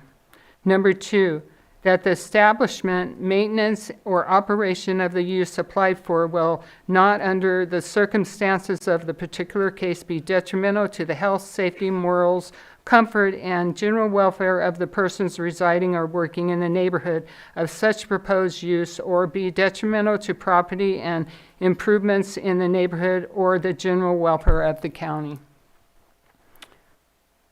3, the proposed land use designation change in the public best interest is in the public best interest.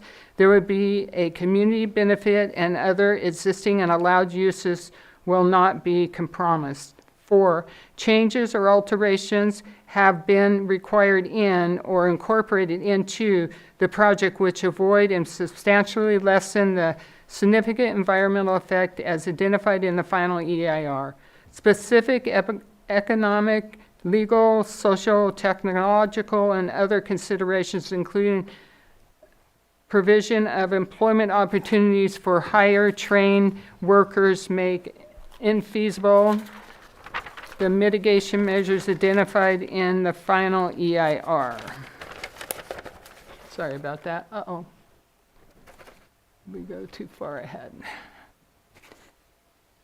And the rezone and general plan of development. Number 1, that the project is in conformance with the applicable provisions and policies of this code, the general plan, Lake County zoning ordinance, and any approved zoning or land use plan. Number 2, that there are adequate public and private services, including but not limited to fire protection, water supply, sewer disposal, and police protection to serve the project. Number 3, that the site for the project is adequate in size, shape, location, and physical characteristics to adopt the type of use and level of development proposed. Number 4, that the streets, highway, and pedestrian facilities are reasonably adequate to safely accommodate the specific proposed use. Development agreement. Number 1, is consistent with the objectives, policies, general land uses, and programs specified in the general plan and any applicable specific plan or community plan. 2, is compatible with the uses authorized in and the regulations prescribed for the zoning district in which the real property is located. 3, will be detrimental to public health, safety. I think that's supposed to be will not be detrimental to public health, safety, and general welfare. 4, will not adversely affect the orderly development of property or preservation of property values. Water supply assessment. The water supply assessment complies with the requirements of the California Water Code Section 10910 and demonstrates that projected water supplies will be sufficient to meet the demands of the Gwinnett Valley Mixed-Use Plan Development Project, including both Phase 1 and future phases, along with other planned future development and existing uses. 2, the water supply assessment concludes that water supplies will remain adequate through 2040 with projected surpluses and that demand can meet without overdrafting groundwater resources or exceeding the available surface water allocations for the project. And 3, the final EIR, State Clearinghouse number 20190491134, for the Gwinnett Valley Mixed-Use Development Project, which includes an analysis of groundwater impacts and water availability, was certified by the Planning Commission on August 8, 2025.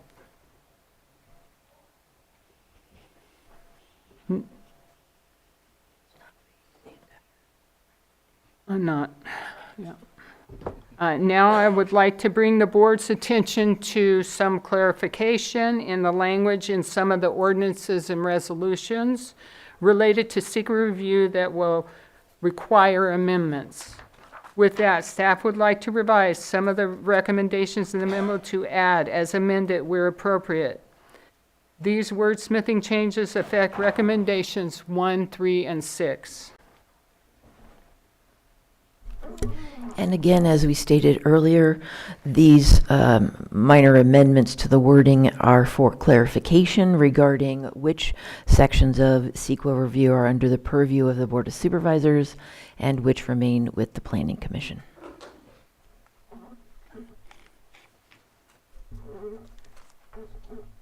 And last, staff recommends that the Board of Supervisors approve the project with the sample motions listed in the August 26, 2025 Board Memorandum. And that is the end of the presentation, and Maria already listed who can be here to answer questions, and we will answer questions as we can. We are happy to answer any questions the board may have. However, we do recommend that we move to the second part of our presentation, which is a PowerPoint led by the developer. Okay. And We'll so go we ahead would and go call from there. Yeah. Kevin Case up to the stand, please, or up to the podium.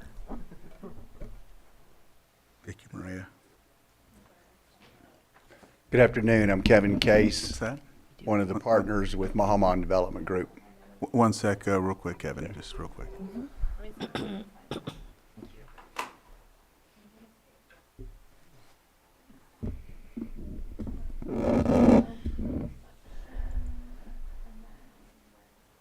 It's on the, yeah, right there on the top of the, yeah.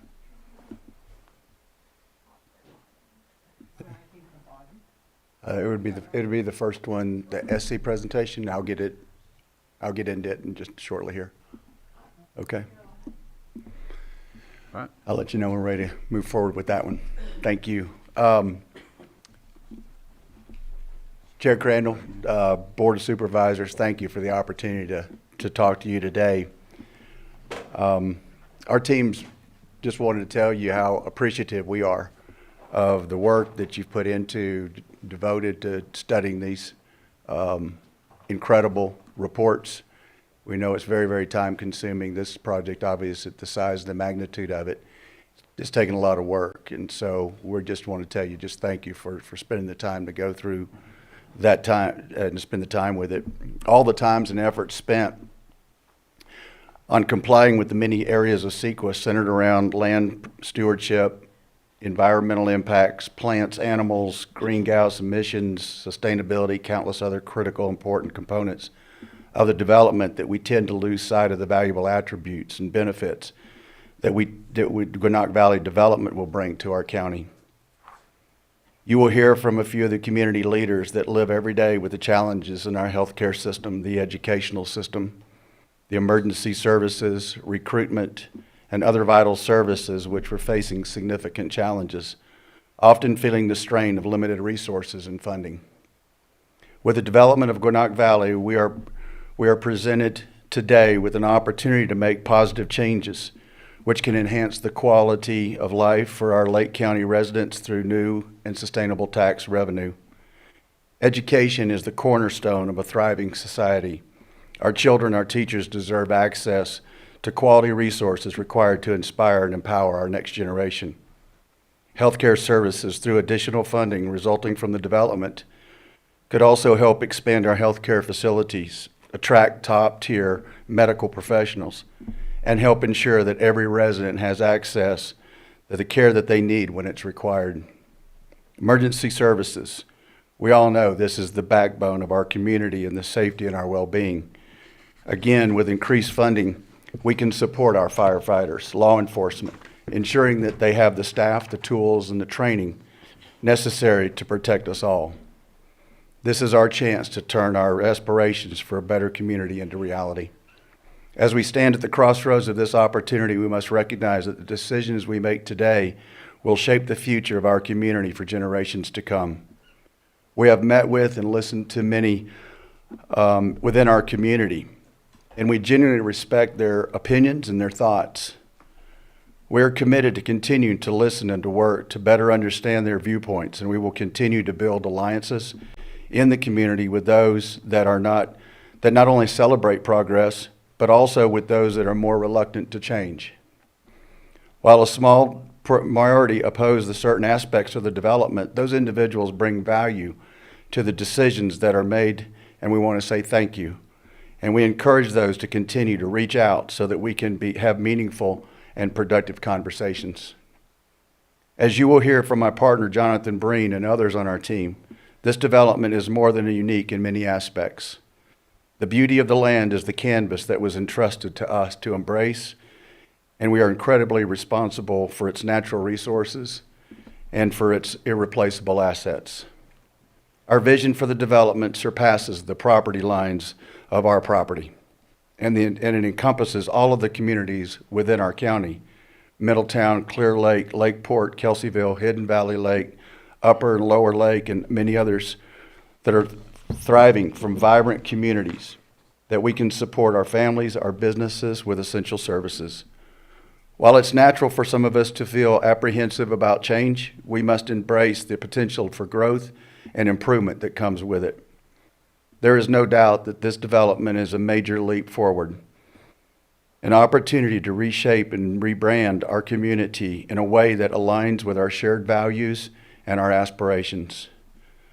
Throughout history, communities have embraced change have emerged stronger and more resilient. By supporting this development, we are not investing in buildings and spaces. We are investing in our future. We are laying a foundation for a community that supports our residents, nurtures its children, and provides essential services for all.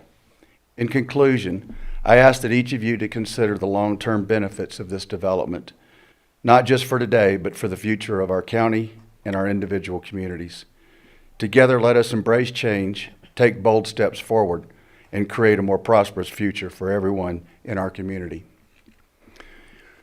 While I'm here, I thought it might be advantageous to take an opportunity to just do a quick presentation for you. I know it's been a long day already. You guys have been here since early. But I do want, one of the topics that's continued to come up in the conversations, and probably one of the largest, biggest hurdles that we've had, is our Santa Clara Middletown housing. And so if I'd had just a moment, if you want to go ahead and put that presentation up, I'll walk you through real quick. We've enhanced and done a little better job than we did prior with the Planning Commission. And I think it'll help clarify some of the questions that some might have. Oh, yeah, there it is. It's up there. Yeah. Okay, if you want to scroll down. Yeah. Again, it won't take long. There's just a few present slides here, but this right here just shows, this right here is the location of the proposed with, again, the rezoning of the R2 in the center there. But this shows around, the yellow is the low density residential. Then you've got the lighter color orange is your medium density, and then your high density are these darker colors. So you can see it's sprinkled with all the different densities there in the Middletown area. If you'll go to the next slide. This, we've heard many people talking about they're building in a flood zone. And just wanted to clarify that. This is a flood zone. This is a 100-year flood area. This is the creek. This is the boundary right here of the AE. And then this is the flood zone of AO. Basically what that means, it's about a 1% in over 100 of a year, 1% a year that you would have a flood here. And so as a result of that, and part of the FEMA, you have to have, one of the requirements, you have to have flood insurance if you build here, and also you have to build up, and we would build these on at least a minimum of 1 foot elevation increase. When we go to the next plan, this is what was zoned. This is the tentative subdivision plat from 2006. You can see there was 49 individual lots that were on this particular plan. Change plan. So this is this is our proposed. And again, this is concept. As you'll see down here, we know we've got to go back before the Planning Commission. We've got a lot of work to do to refine. But we wanted to at least give you an opportunity today to see what it could be and some of the vision that we're looking at. Some of the things that we did is example here, this is in the flood area. That's the only building that's in the higher AE area. That's our clubhouse with a pool, pickleball courts over here. What we've also done, which I thought was really pretty impressive, was these are the duplexes. This area right here is the duplexes. Here there's 14, which gives us 28 units. But what we did is we separated them. So instead of the doors being next door to each other, there's a separation. You drive in, there's a trellis here, then you go into this unit, or you could go into this unit. So we just thought that might be a little better way to break it up. Again, we took one of our lots, and this is a park. And we wanted to make sure that we had plenty of green spaces, particularly when you come in here. And then these on the perimeter, these are our single family. And we've got 21 single family homes around the perimeter here. Next slide, please. And this just gives you, there was some confusion there was a prior exhibit that showed the footprint of 1,300 feet. And so there was concerns and thoughts about us building 4 and 5 bedrooms and 1,300 square feet units. I think that'd be more like a prison. But obviously, it would be almost impossible. That's like 260 feet per bedroom without any living spaces or shared living and dining. So, but that was just the footprint. That was just to show the area. These are 2-story. We can do the math. It's 2,600 square feet are the majority of these units. Most of them are 4 bedrooms. And again, this is the concept.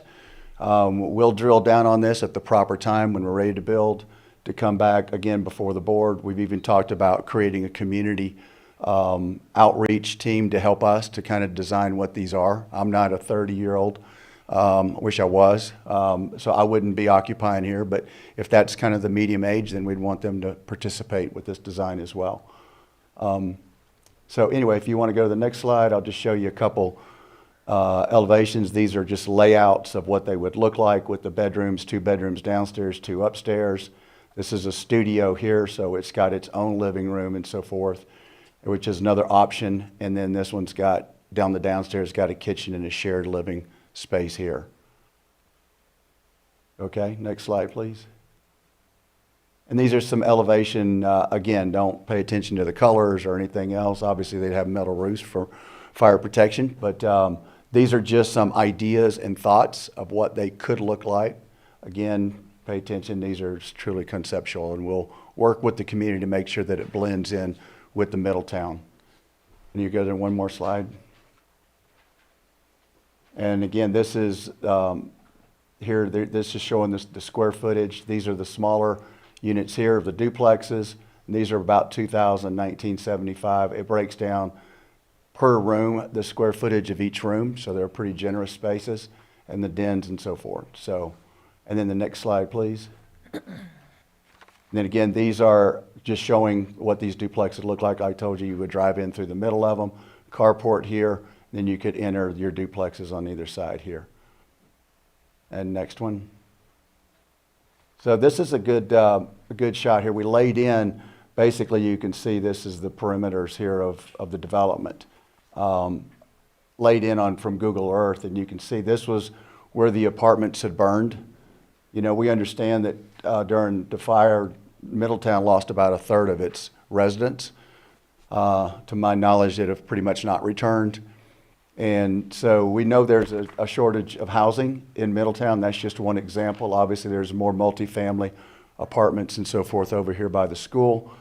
But again, aesthetically and what we want this to look like, we'll be very, very conscientious about, again, the aesthetics and to make sure that it blends in with the Middletown. But we just wanted you to have a little bit of idea, and you can also see just some of the surrounding properties. Next slide, please. This one just zooms in a little bit closer. It gives you a little bit more kind of a feel. You can see there is generous green spaces. It's not jammed in like an apartment. And this is the little park I was talking about again. This is the clubhouse and then pickleball. And then I think there's one more here. 2 more. And then this again, this is that would be the clubhouse back there in the background. This is the pickleball courts. And then again, one of the residential units right here in the background. And then there's one more, I believe. Yeah. So again, sidewalks, that's just, there's the pickleball, and this is a single family, one of the single family homes. Again, don't pay attention to colors. It could be whatever we want it to be, but it's just to give you an idea of what it would look like. But we would be very committed to making sure that it blends well with the downtown. So anyway, I didn't know if there was any questions or anything about this that I could answer. If not, I'm going to turn it over to my partner, Jonathan Breen. Thank you.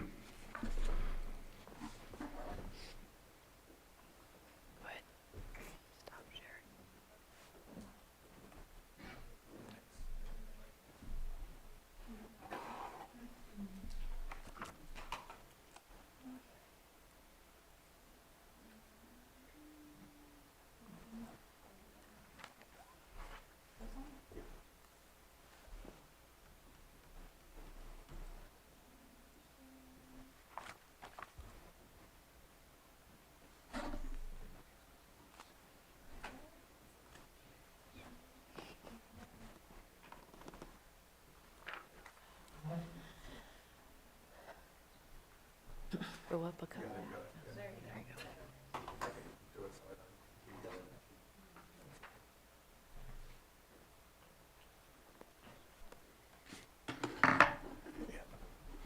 Good afternoon, Chair Crandall and Board of Supervisors. My name's Jonathan Breen. I'm a partner with Kevin Case at Mahaman, the developer of the project. Today, I just wanted to walk you through, well, before I start, I just wanted to say thank you to each of you for making the effort. And I know your time is busy and you've got a lot going on, but I really wanted to say thank you for coming out to the project, spending many hours meeting, looking through the site and having lots of questions and giving us an opportunity to answer any questions that you had previously. Today, I just wanted to walk you through, and again, some of you have seen this, others might not have. I just wanted to sort of walk you through where we started with the project. So back in 2016, when we acquired the project, we were very fortunate in that basically we have, up to 10% of vineyards or POU equivalent to Napa Valley. So Napa Valley has 400 wineries, we have 1. So it's a very, very large scale. I think it's the largest in Northern California as a contiguous vineyard and agricultural development. And in today's world of fires, which we're all obviously very concerned about, it gave us an opportunity of being able to utilize the vineyards as a way of designing the project within the vineyards for fire protection, both for the village and for all the homes. So as an example, this is the current property. So our village will be in this area along the water. These have now been planted with vineyards, and more vineyards through here. And as an example, this is chaparral and heavy vegetation that's highly flammable. So what will happen as we go through the development, we will remove this chaparral and we would put housing in this area and then build with the latest fire specs for the buildings themselves. And then we build to a zone where within 5 feet, there's no vegetation. And then we have these second line and a third line. And obviously we've been working with both CAL FIRE and UC Berkeley and other fire specialists of making sure whatever we design and build is to the latest fire specifications. And in certain cases, we're even sort of exceeding that by putting exterior fire sprinklers on all buildings.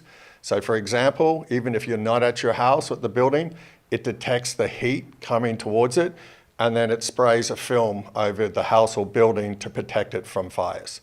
So these are all the things that we've been working on since day one in incorporating into the project. We're very fortunate. We also have 7 lakes, and so a lot of the development has been surrounding the lakes. So it's really the water and the vineyards and the agriculture. This is another very good example of over the development of the vineyards. These were rock piles that were, so when they cleared out all of these areas, they brought out a lot of rocks, and so they stored the rocks into all of these areas through here. So what we're able to do now is leave all the vineyards and come and take this rock pile. We can take the rock, we can crush it and reuse it for roadways, and then we can put a house, 1 house or 2 houses here. And so the idea is as we develop through this, we will put houses on all of these rock piles all through here and leave all the vineyards and the agriculture around it, which again, great fire protection and obviously the aesthetic beauty.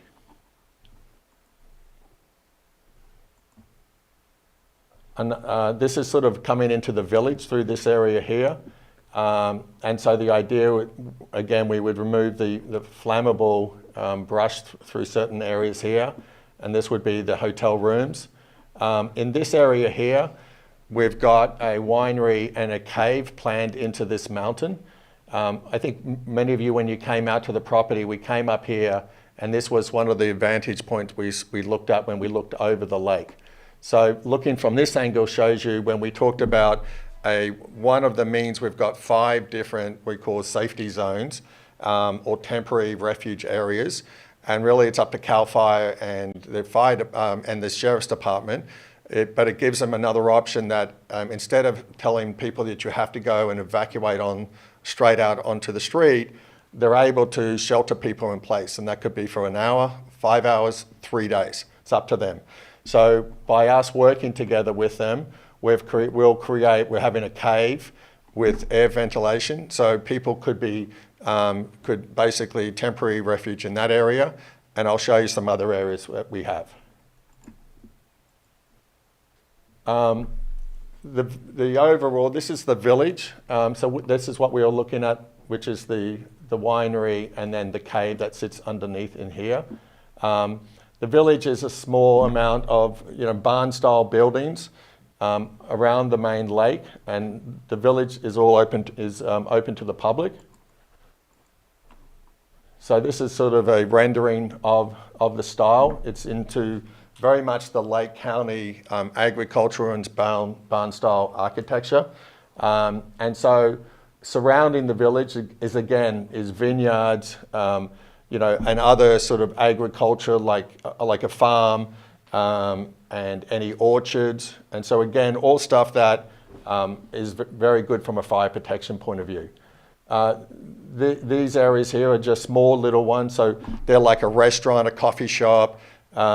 We've got basically a barn here, and so that's sort of like weekends where we can bring local produce and artists that can come and showcase the region.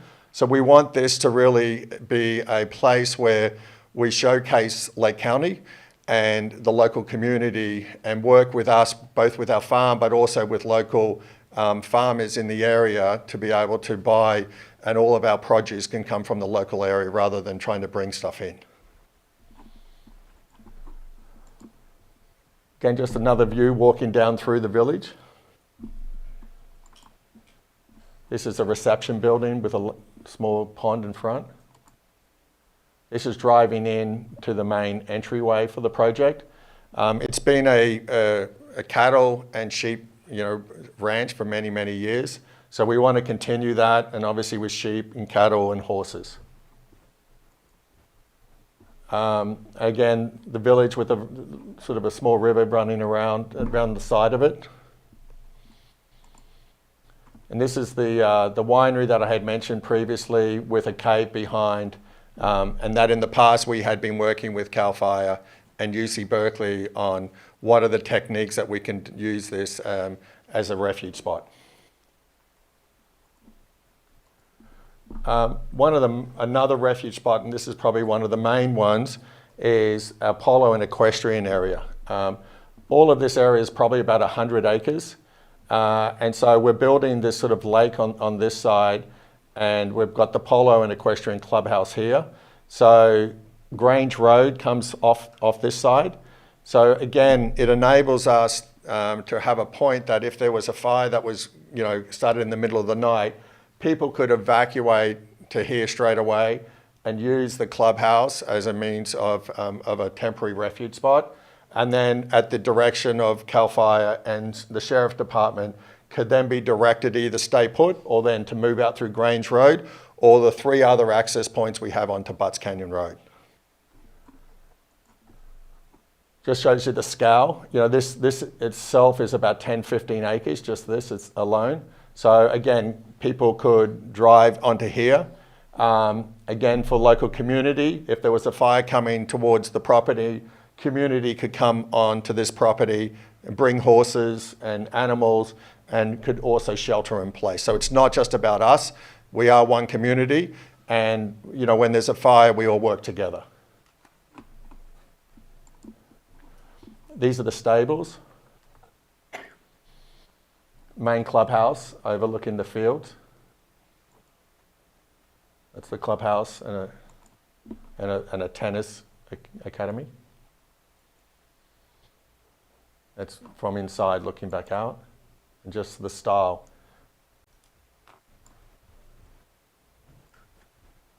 The stables and pony camp. And that's one of the polo villas. And then the other area that we have is the golf course. Tom Doak is a famous golf course architect.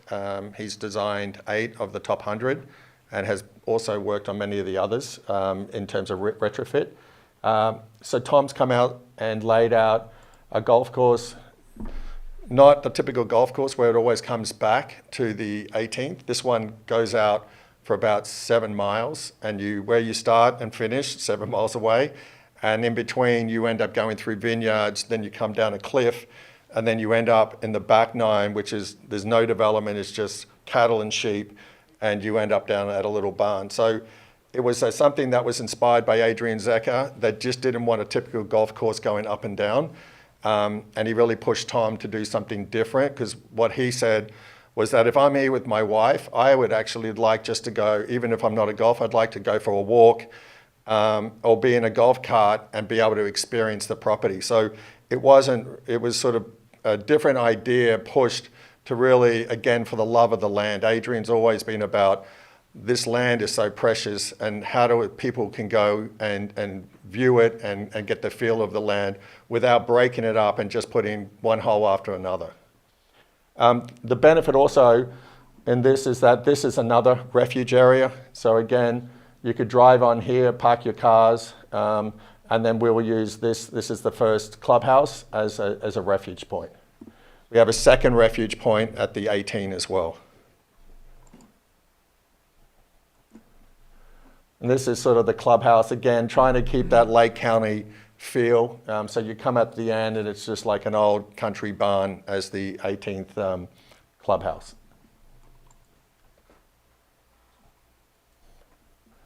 And again, just to finish up, we got a report done just to look, an independent report just to look at over a 25-year period, what the project would inject into Lake County. It came back at $3.8 billion in economic benefit over that 25 years, and that was broken down to about 2.5 in the labor income, 635 in local taxes, and 212 in state taxes. After 10 years, once we were able to sell the real estate in phase 1, it looked at both from revenues from real estate taxes, which $20 to $22 million per year. And then over 25 years, it was 67,000 jobs. You break it down, that's 2,688 jobs per year. What will happen is it'll be the construction in the first, say, call it 10 years.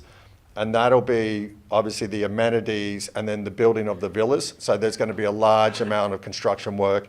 And then thereafter will be all the permanent jobs. There have been comments or people have said to me, I hear you're bringing in 1,000 people from outside of America or from elsewhere. And I just want to explain today, we've done project, Adrian's based in Singapore. He's built 110 hotels around the world. And every time he goes to a place, it's about the local community, it's the local history, it's the local culture. And that's really has defined him. He's now 92. And again, we looked at this and found this 10 years ago. And so it's about training the locals, the local kids, the local people. We don't want to be bringing in people from around the world. We will bring in an echelon of people to do training, and really then they can teach the younger or the locals. So over time, it's something that it becomes self-sufficient. And we've done that in other projects in Miami, Turks and Caicos, where we brought in people from Bali, that was in Miami, Philippines, in Turks and Caicos, and it was really training all the locals. And so we want to do the same here. The echelon of jobs is not only hospitality, it's both in agriculture, construction, there are going to be so many jobs and things that we're going to need from the local community and people. So we want to have training programs, work with the community colleges, work with the high schools. Again, kids on summer could do internships with us, and then by the time they hit grade 12, they might have a passion, and whether it's coming and doing a trade, whether it's going to college and coming back, whether it's going to community college. Again, as Kevin said, the education for us is really important. And not only education for the younger generation coming through, but even people that are in their 30s, 40s, 50s, and 60s, all of us need to get sometimes retrained or find a new aspect that we want to be trained. So that to us is really important, and I just want to dispel any rumors that for us it's really about the local community and training. So I'd like to say thank you for your time today. Thank you. Would there be any more presentations? Any more presentations? Okay. Come on up. Yeah, I will. No problem. I'll introduce myself. Good afternoon, Board of Supervisors. I'm Josh Damon. I'm the lead scientist with the UC Berkeley Disaster Lab. We are the ones that conducted the wildfire risk assessment in the most recent phase of the update to the EIR. I will briefly introduce what we do just to give you some context, and then how we've engaged with the project around this wildfire risk assessment. So at the UC Berkeley Disaster Lab, as cool as that name sounds, we don't generally cause disasters. We try to build resilience to them, and we focus a lot on environmental disasters. We've been doing this now for, career-wise, 20-something years, as a lab at UC Berkeley for about 7. And of course, given the growing context of wildfire in the state of California, we're focused very, very heavily on wildfires as the disaster at the moment. So with this particular project, our lab has been engaged with the developers for about 6 years. The developers were interested in building wildfire resilience into the very beginnings of the project, the very design and the core considerations of how you bring in this number of people and this number of residences to a landscape in Northern California and Lake County that's been deemed very high fire risk by CAL FIRE's maps and CPUC's maps. So that's what we've been doing. And as part of that process, we've helped connect with other labs and researchers across our campus, best available fire science materials scientists looking at new innovations in fire-resistant materials, new sensors for early detection, new machine learning models to be able to process and forecast fire risk, and all the rest. One of those ended up being an assessment of how fire spreads across golf courses, for instance, or irrigated landscapes, which of course is a big part of a place that has a lot of agriculture or development like this, that has golf courses and other irrigated landscapes as part of it.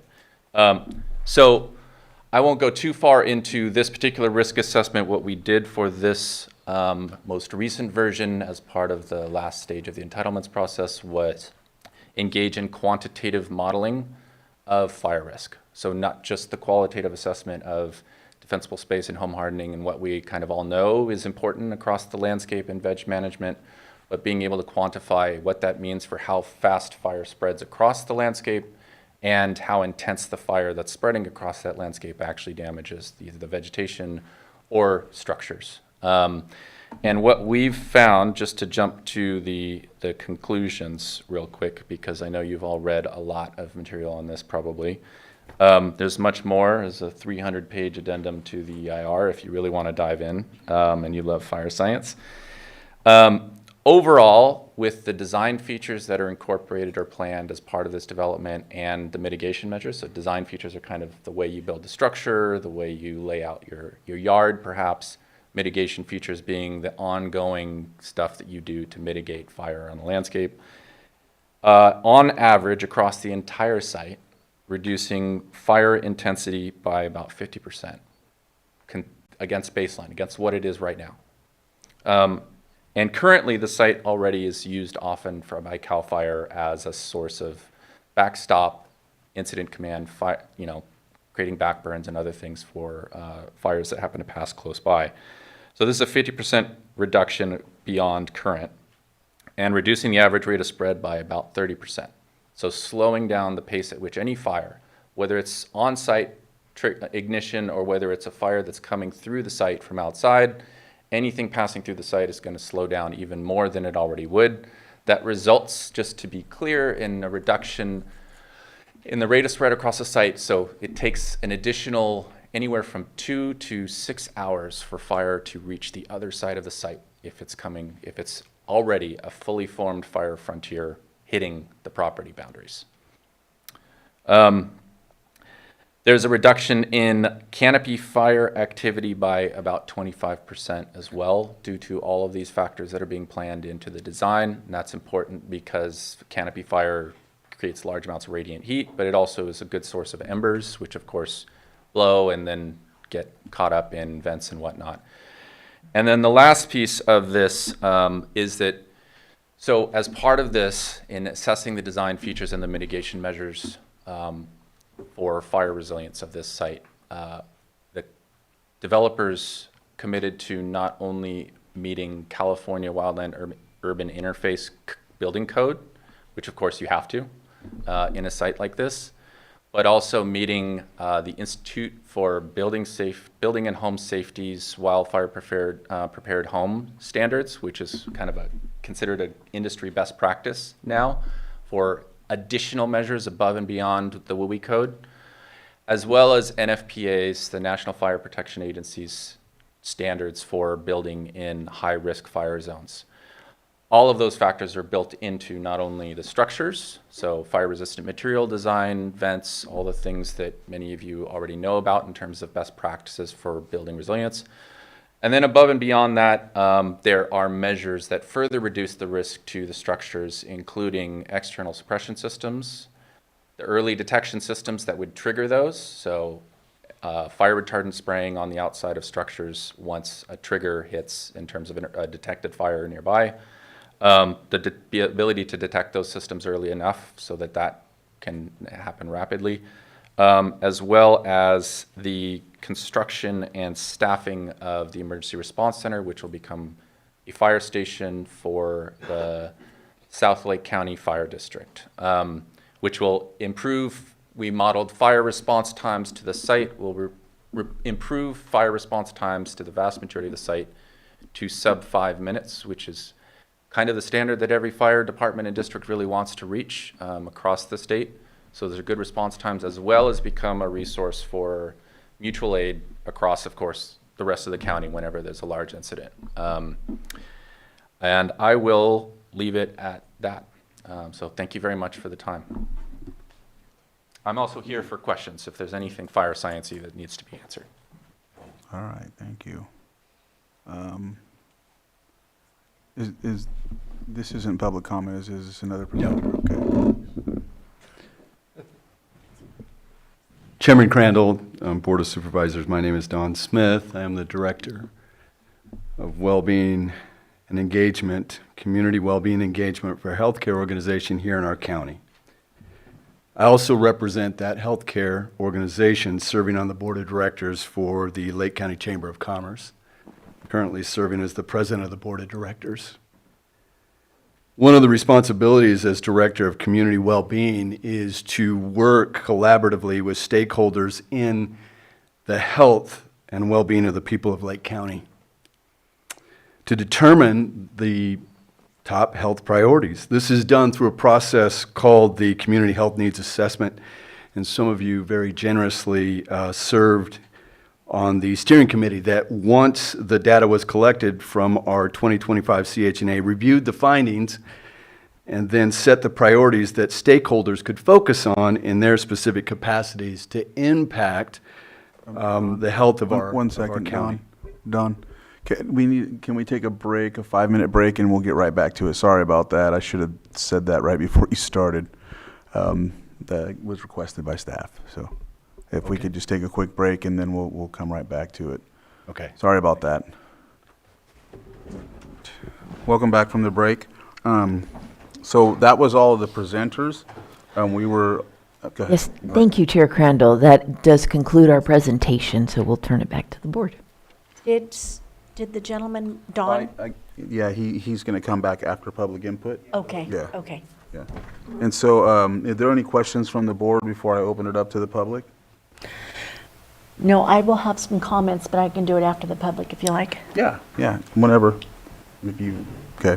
So what we'll do is we'll open it up for public comment as of right now, and we'll go from there. State your name for the record, and you'll have 3 minutes.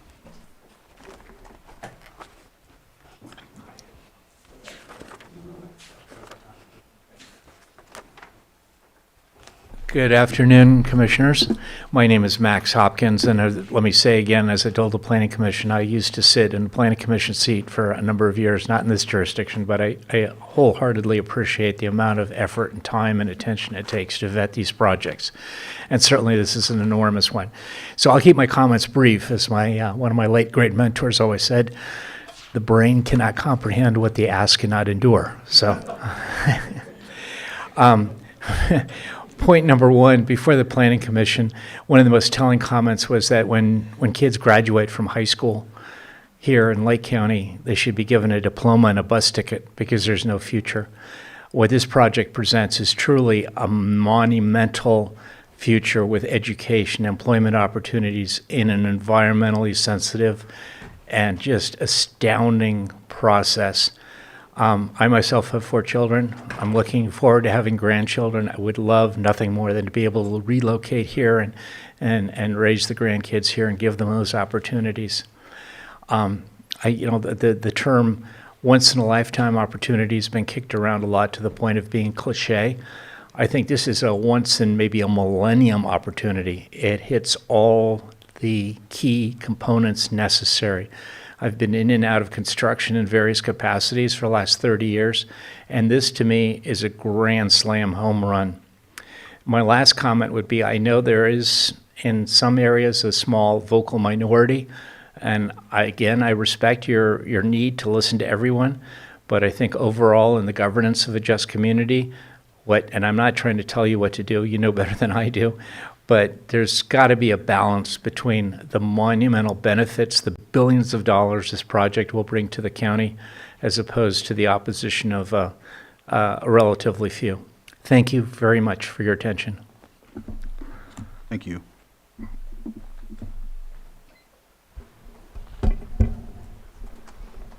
Good afternoon, Board. My name is Chris Snyder. I'm the Political Director for the Operating Engineers Local 3. We're the largest local in the United States. We represent about 40,000 folks, and we're based mostly in Northern California.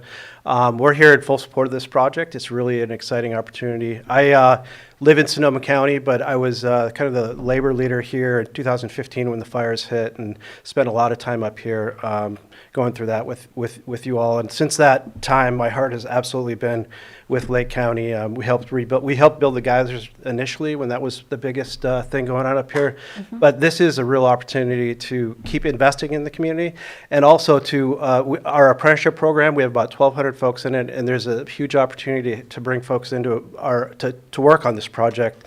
And these are jobs with careers that have pensions, they have retiree medical. It's such a rarity in America today. And as you all know, we all need housing. Another piece of this is we also represent the construction side of things, but we also represent on the public employee side. We represent about 10,000 public employees in Northern California, but we represent Lake County Employees Association here. We also represent several of the badge units and police departments around the county. And of course, this is going to be a huge boon to the tax base, and it's going to allow you folks to, really have better services and be able to retain folks in those areas. So both on our public employee side and our construction side, we're in full support and really excited about this moving forward. And thank you for your time, and good luck this afternoon. Thank you.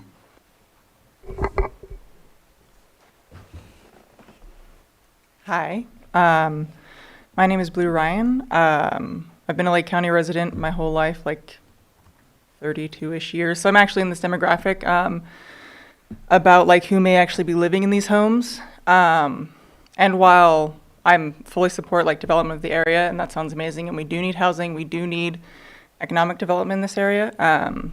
I think that the rezoning aspect of the Santa Clara area just kind of sidesteps the general plan that already has in place, like a plan kind of for this, and also the duplex idea. Let me tell you, as a 32-year-old like wife and mother of 3 children, is not my aspiration to live in a duplex, especially in a rural area where since the Valley Fire, I've been renting a 1-bedroom house from my mother for 10 years and sleeping in the living room. I would rather continue to sleep in my living room than live in a duplex. And also I think that just like the design of having single-family homes and then a bunch of duplexes breeds resentment. Like if I'm struggling to survive in today's economy, living in a duplex, watching someone else live in a single-family home right next to me, that's not gonna like induce love and camaraderie with my neighbor for me. And for a lot of people, because it's getting real out there kind of financially for people. And especially in this county, like people have been waiting. It's pretty cutthroat out there to get a house. As someone who's actively looking for a house in Lake County, because I am from here, I do plan to stay here. So I just think that a little prudence, a little like backtracking and thought about that, like how you really want to build that in Middletown would be wise. And also workforce housing, that's great. I'm a part of the workforce. I do need housing. But also like, I would like, especially for Middletown, since that's the town that I'm from, I would like to build a community that's going to stay there. And if you're intending for 20, 25-year-olds that work at this new development to be living there, there's going to be a higher turnover rate because that's not anyone's goal, is to buy a duplex property. It would be an excellent goal to buy a single-family home, 1 to 3 to 4, maybe even 4-bedroom home if you can afford it, in Middletown with like a little yard and a fence and a little bit of privacy. And I know that's not always possible, and I am grateful to maximize this opportunity. But that is mostly what I have to say. So, thanks. Thank you.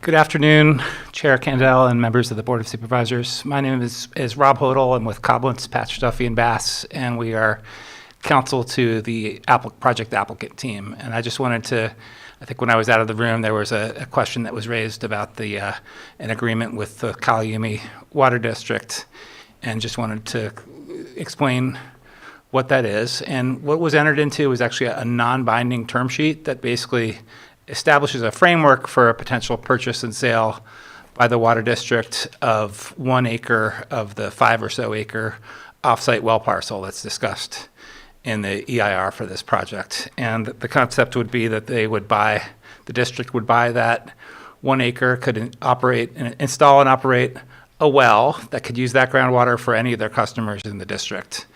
And if at some point in the future, the project applicant were to build a pipeline to enable water to be transferred from that well to the Gwinnett Valley project site, it could be used, the district agrees to provide that as a backup water supply to the project site. So that's the framework. It's conditioned upon, this was entered into before the Planning Commission certification of the EIR, so it was conditioned upon that EIR being certified and the water district doing any additional CEQA analysis it may need to do about its use of the groundwater throughout the district. But that's the framework that's been entered into, and the project applicant team intends to, assuming the district continues to be willing to move forward with that, the project applicant is very much in favor of making that happen. Thank you. Thank you.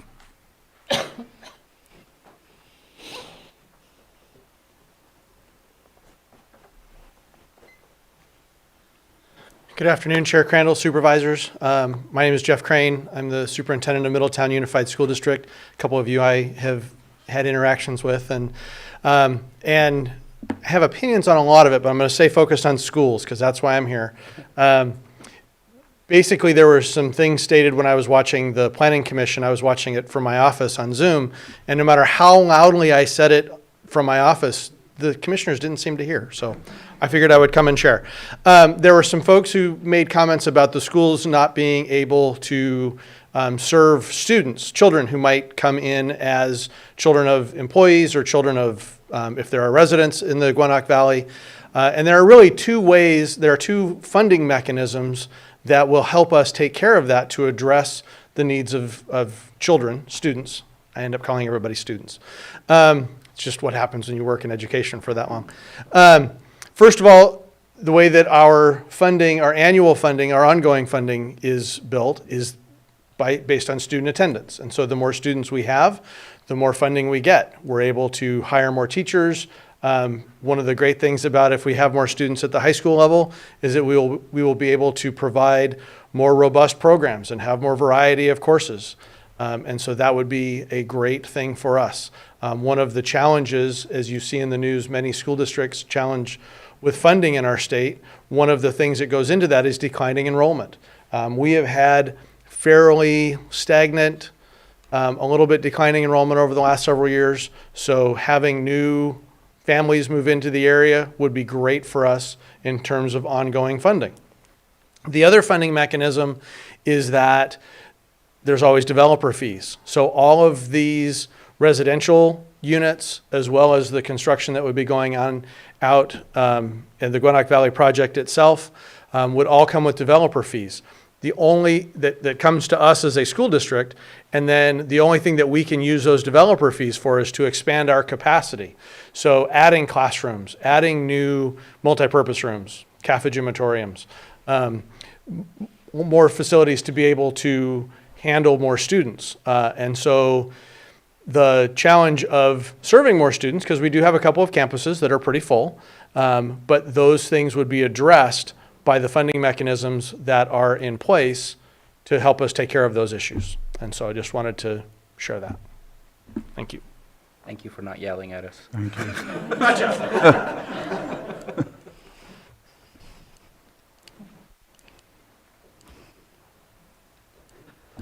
Good afternoon, Supervisors. I'm Matthew Rothstein, Chief Deputy County Administrative Officer, and thank you for the opportunity to share brief comments from Lisa Judd, who's our housing-focused Deputy County Administrative Officer who is out off-site today. Lake County has a long-standing need of workforce housing. Local schools, medical facilities, trades, and potential apprenticeship programs would all benefit from greater supply in this particular housing category, and these investments would support our broader economy. The recently adopted Housing Action and Implementation Plan, or HAPE, specifically includes a call to action to, quote, seek funding on an ongoing basis to fund and facilitate workforce housing projects in the unincorporated areas of the county and also the cities of Clear Lake and Lakeport. Saying no to proposed investment in workforce housing with this project could discourage other developers from stepping up to invest in Lake County, making it harder to realize the vision set forth in the HAPE. Thank you for considering our county's profound and enduring housing needs in your decision-making. Again, those are comments from Lisa Judd, our housing-focused Deputy County Administrative Officer. Thank you. Thank you. All right. Anyone else from the public?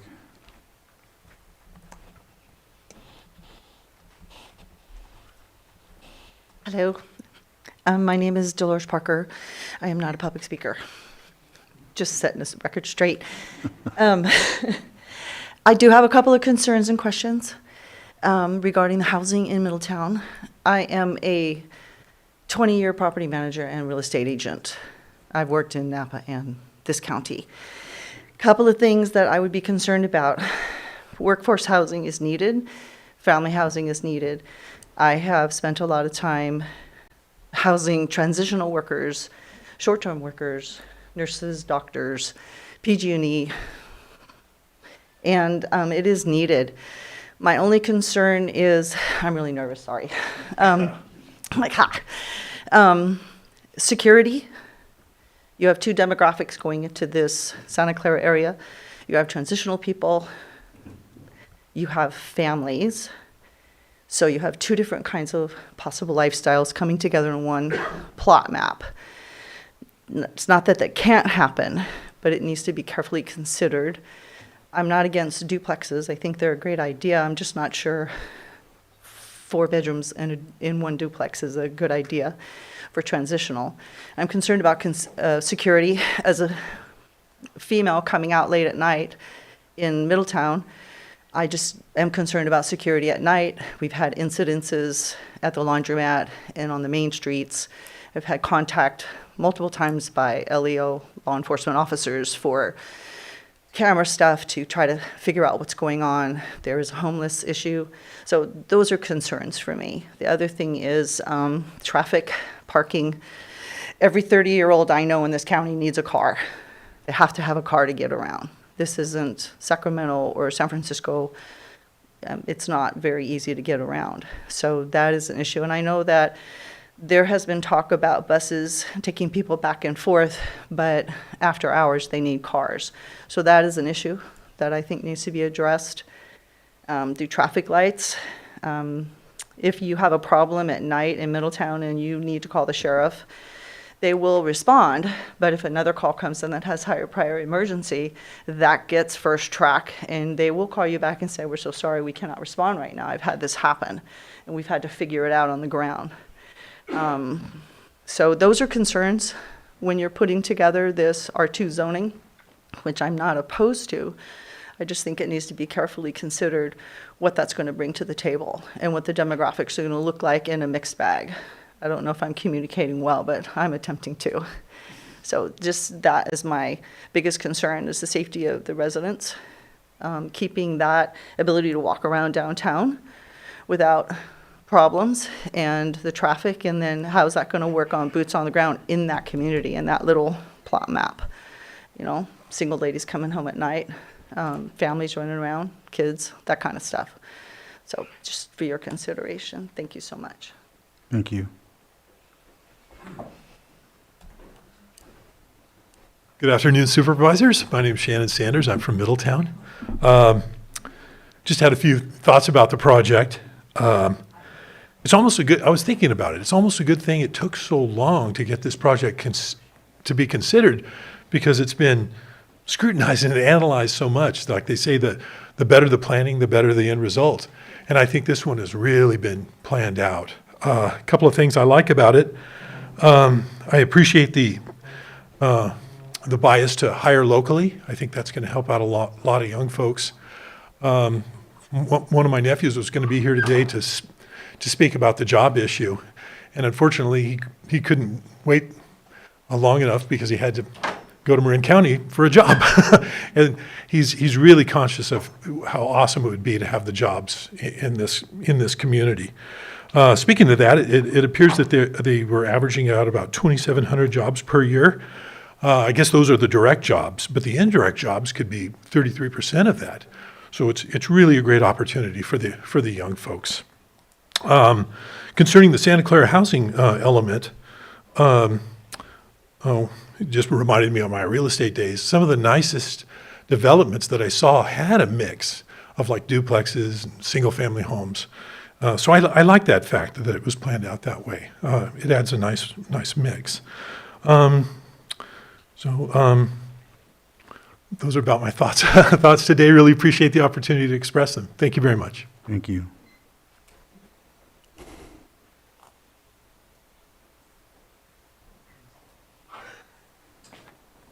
Good afternoon, Chair Crandall and the Board of Supervisors. Appreciate the opportunity to provide public comment.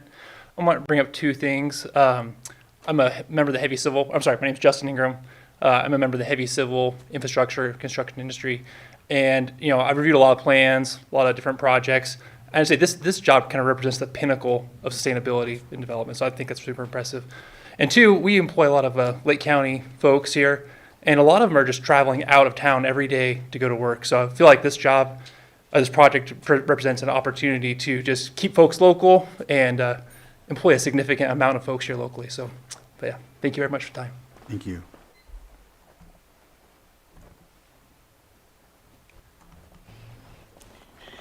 Hello, good afternoon, Chair Crandall and Lake County Board of Supervisors. My name is Amanda Martin, and I am the CEO of the Lake County Chamber of Commerce. I am also a Cobb Mountain born and raised resident. Went to school at Middletown High School. And I think like a lot of folks, when I first learned about this project 6 years ago, I was apprehensive, and I have gone through the full turnabout where now I couldn't be more excited about the potential of this project for our county. After the Valley Fire, I very deliberately moved back to Lake County to be a part of the rebuilding of our community here. And it has not been an easy road. We all know that. Lack of housing, lack of jobs. And now as I stand here before you in this vantage point of CEO of the Lake County Chamber of Commerce, I can tell you that we need this. we need this injection into our county. You know, we hear from our restaurants, from our hospitality industry in general, that their numbers are down the last couple of years. They have really been struggling. And so what was mentioned before about the indirect, you know, economic infusion into our county will be huge. And I appreciate the way that the developers are taking in everybody's considerations, everybody's concerns. And there's a lot of things that I'm excited about, including the reduction of fire risk by 50%. That's exciting. 2,688 jobs per year. That's incredible. And also, this has not been mentioned before, but they have protected 3,700 acres they put into a conservation easement. So that land will be protected in perpetuity. They also, I believe, are funding $2 million in additional off-site conservation projects. So all those things are really exciting. And as everyone else is touching on, we need something to attract the younger generations either to move back here or come here for the first time and build their lives here. We need this kind of attraction into Lake County. And truly, I'm just excited at this point. So please take all the support that you're hearing today and use that in your consideration. Thank you. Thank you.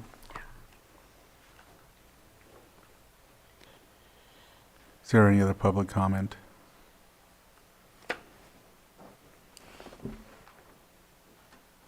Good afternoon. My name is Shane Stanger. I'm a small business owner. I do fire reclamation for a lot of the cleanups in Middletown area and Lake County. I'm third generation here. I have a lot of family members here. I think there's 30 kids between all my families in this county. And one of the most common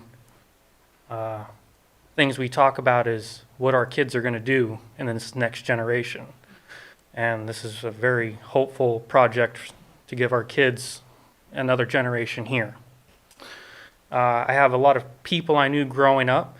They're either in jail, dead, or moved away to find other opportunities. And I think this project will give us a lot of hope in cleaning up this community for what it's known for in the Clear Lake area. So I'm very hopeful for it going through so we can stay here. Thank you.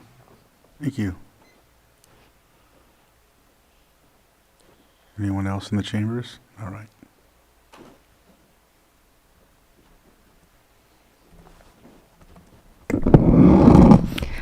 Good afternoon, Chair Crandall, Supervisors, Margot Kambara, Lake County resident. The Guanac Valley project presents great potential and great opportunity for Lake County. We can take a page from other municipalities to maximize that opportunity. We've heard from several residents that jobs are a huge concern here. Jobs to keep our young people here, jobs to keep future generations here. So let's learn from other municipalities who have talked to their developers in the community to get specifics. How many jobs are we talking about and at what level? Bringing in what kind of income? We just don't want low-level service jobs. We want jobs with a career track. We want jobs that provide a living wage. And I've heard the developer say that, but I think we would be wise to tie that to conditions of use or conditions of approval. A lot of communities were promised big things and the developer didn't deliver. Or the big corporation came to town, started building, and then left, and did not hire the dozens, the scores of local people that were promised. So again, we have opportunity here.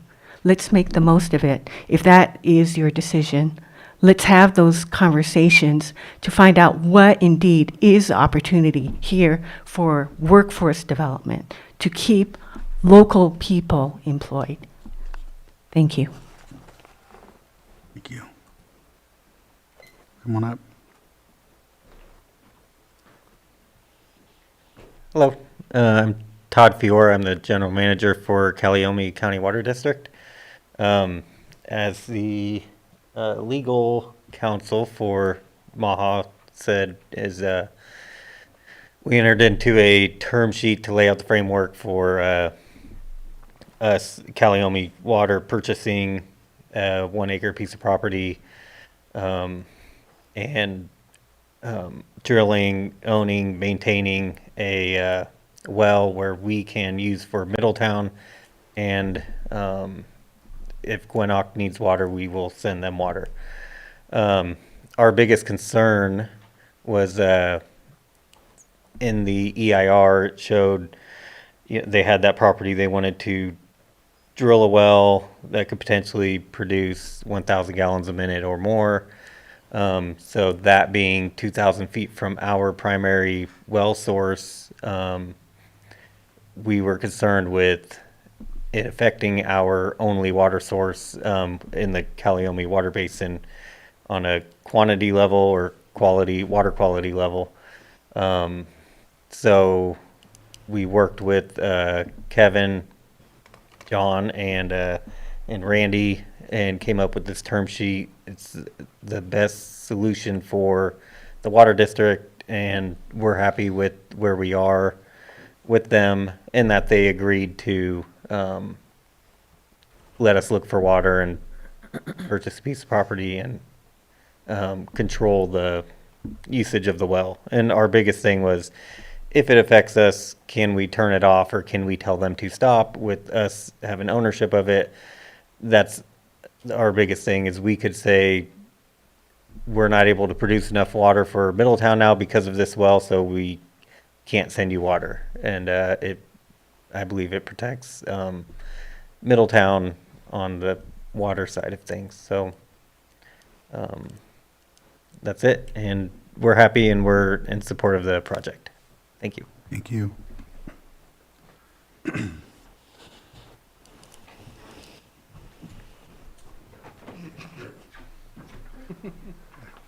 Good afternoon, Tom Lasik. I had a great opportunity to visit the site. And actually, prior to that, I would like to mention that I did have concerns at the Planning Commission hearing in July, primarily around fire safety, not so much the resiliency. I think that's, frankly, a grade A resiliency plan. I don't have any issues with that at all. It was primarily around evacuation. And I had the opportunity to actually visit the site, and it is incredible. I actually don't see any reason why it shouldn't be approved. I think, though, there should be some conditions applied. One is Butts Canyon Road. Butts Canyon Road is a 2-lane road. And in the plans, and also I think the Attorney General has expressed concerns as well about that either being an evacuation concern either now or in the future. I think it is certainly solvable. I think the county can work with the developer and through funding that is available for fire evacuation to improve Butts Canyon Road so that it can provide suitable ingress and egress simultaneously. Right now, most of the conversation has been around State Highway 29, 53, CAL FIRE, but getting there is going to be a challenge. I think that's certainly solvable. It should not be a showstopper, but it should be something that the county should work with the developer to improve that road. They already talk about 10-foot shoulders that are hardscaped. It shouldn't cost that much more to chip seal that and make it an emergency evacuation when necessary. The second thing is the conversation on the housing in Middletown. I think, again, that's solvable. I think there's some legitimate concerns of having that type of mixed use. The data that I've been able to see is that 94% plus or minus of the rental units are either studio, 1-bedroom, or 2-bedroom, and less than 1% are 5-bedroom, 4-bedroom. I think you need both. The places where you see such high density of that type are usually like college campuses and resorts, like ski resorts and things like that, or large youth camps where they have the staff. And I think that's necessary. I think you need that seasonal housing. You do have the risk of inviting conflict between that type of housing and regular housing. But those are all solvable. You just have to find a way forward, working with the developer to make that happen. Again, my biggest concern is the fire, but I also appreciate the concern about the housing in the city of Middletown, or the town of Middletown, or the Middletown city. But you get the idea. Thank you. Thank you. Hello, everyone. I'm Nancy Rosika. I am a resident here in Lakeport. I graduated from Clear Lake High School, and I am now a student at UCSB. I'm going into my last year, and the reason I decided to speak today is I hear a lot of talk about the younger generations. I'm 20, so I think I am the younger generations everyone's talking about. One of my biggest struggles right now going into my last year is, what do I want to do after college? I have been trying to find any opportunity possible to come back to Lake County. I think one of the best things about Lake County is that we are such a tight-knit community. Sorry, I'm a little nervous. But there isn't opportunities for younger generations to come back. So that's been something a lot of people, like my classmates, struggle with, is we love it here. This is our hometown, and we love everything about it. It's just there is no opportunities for us to prosper and to do more with our lives. So I do think that this would be a great project to bring younger generations back and keep us, to keep contributing to our community that we all grew up in and love. So I just wanted to share that. That's it. Thank you.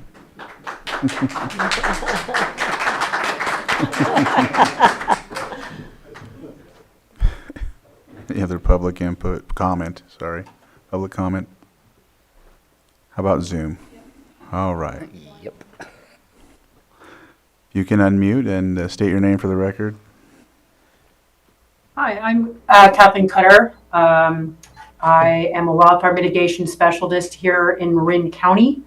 I formerly was a wildland firefighter and archaeologist for the Forest Service a number of years ago. Too many than I want to count. First of all, thank you for letting me just briefly address you all today. I really appreciate all your time and energy in this. And I just wanted to let you know, as a Marin County wildfire mitigation specialist, Marin County would have loved to have this opportunity to build a resilient community such as Gwinnett Valley Project is proposing. They've done their homework and then some. We're busy trying to retrofit our built community, which is like the horse is already out of the barn. And here we can build it from the ground up. That's what they're proposing. And just as a wildfire mitigation specialist, I would just like to say that I'm for this project. Having grown up, going camping in Lake County, and then in turn bringing my kids up to Lake County. Lake County is a near and dear place in my heart. And I just am excited for this opportunity. And frankly, I just wonder if this project is not able to go forward. I just wonder, when is the next opportunity like this where a developer is really sought out fire professionals, scientists, and modeling, and the community's input? I understand the concerns. This is a huge change. But I think, they've demonstrated themselves as a willing partner to work with y'all. And I just want to say that this is the gold standard that I've seen. And it's been very interesting to be a part of this project with the UC Berkeley Disaster Lab. So that's all I have to say. And if you have any questions, I am available for, anything that helps. Thank you. Thank you.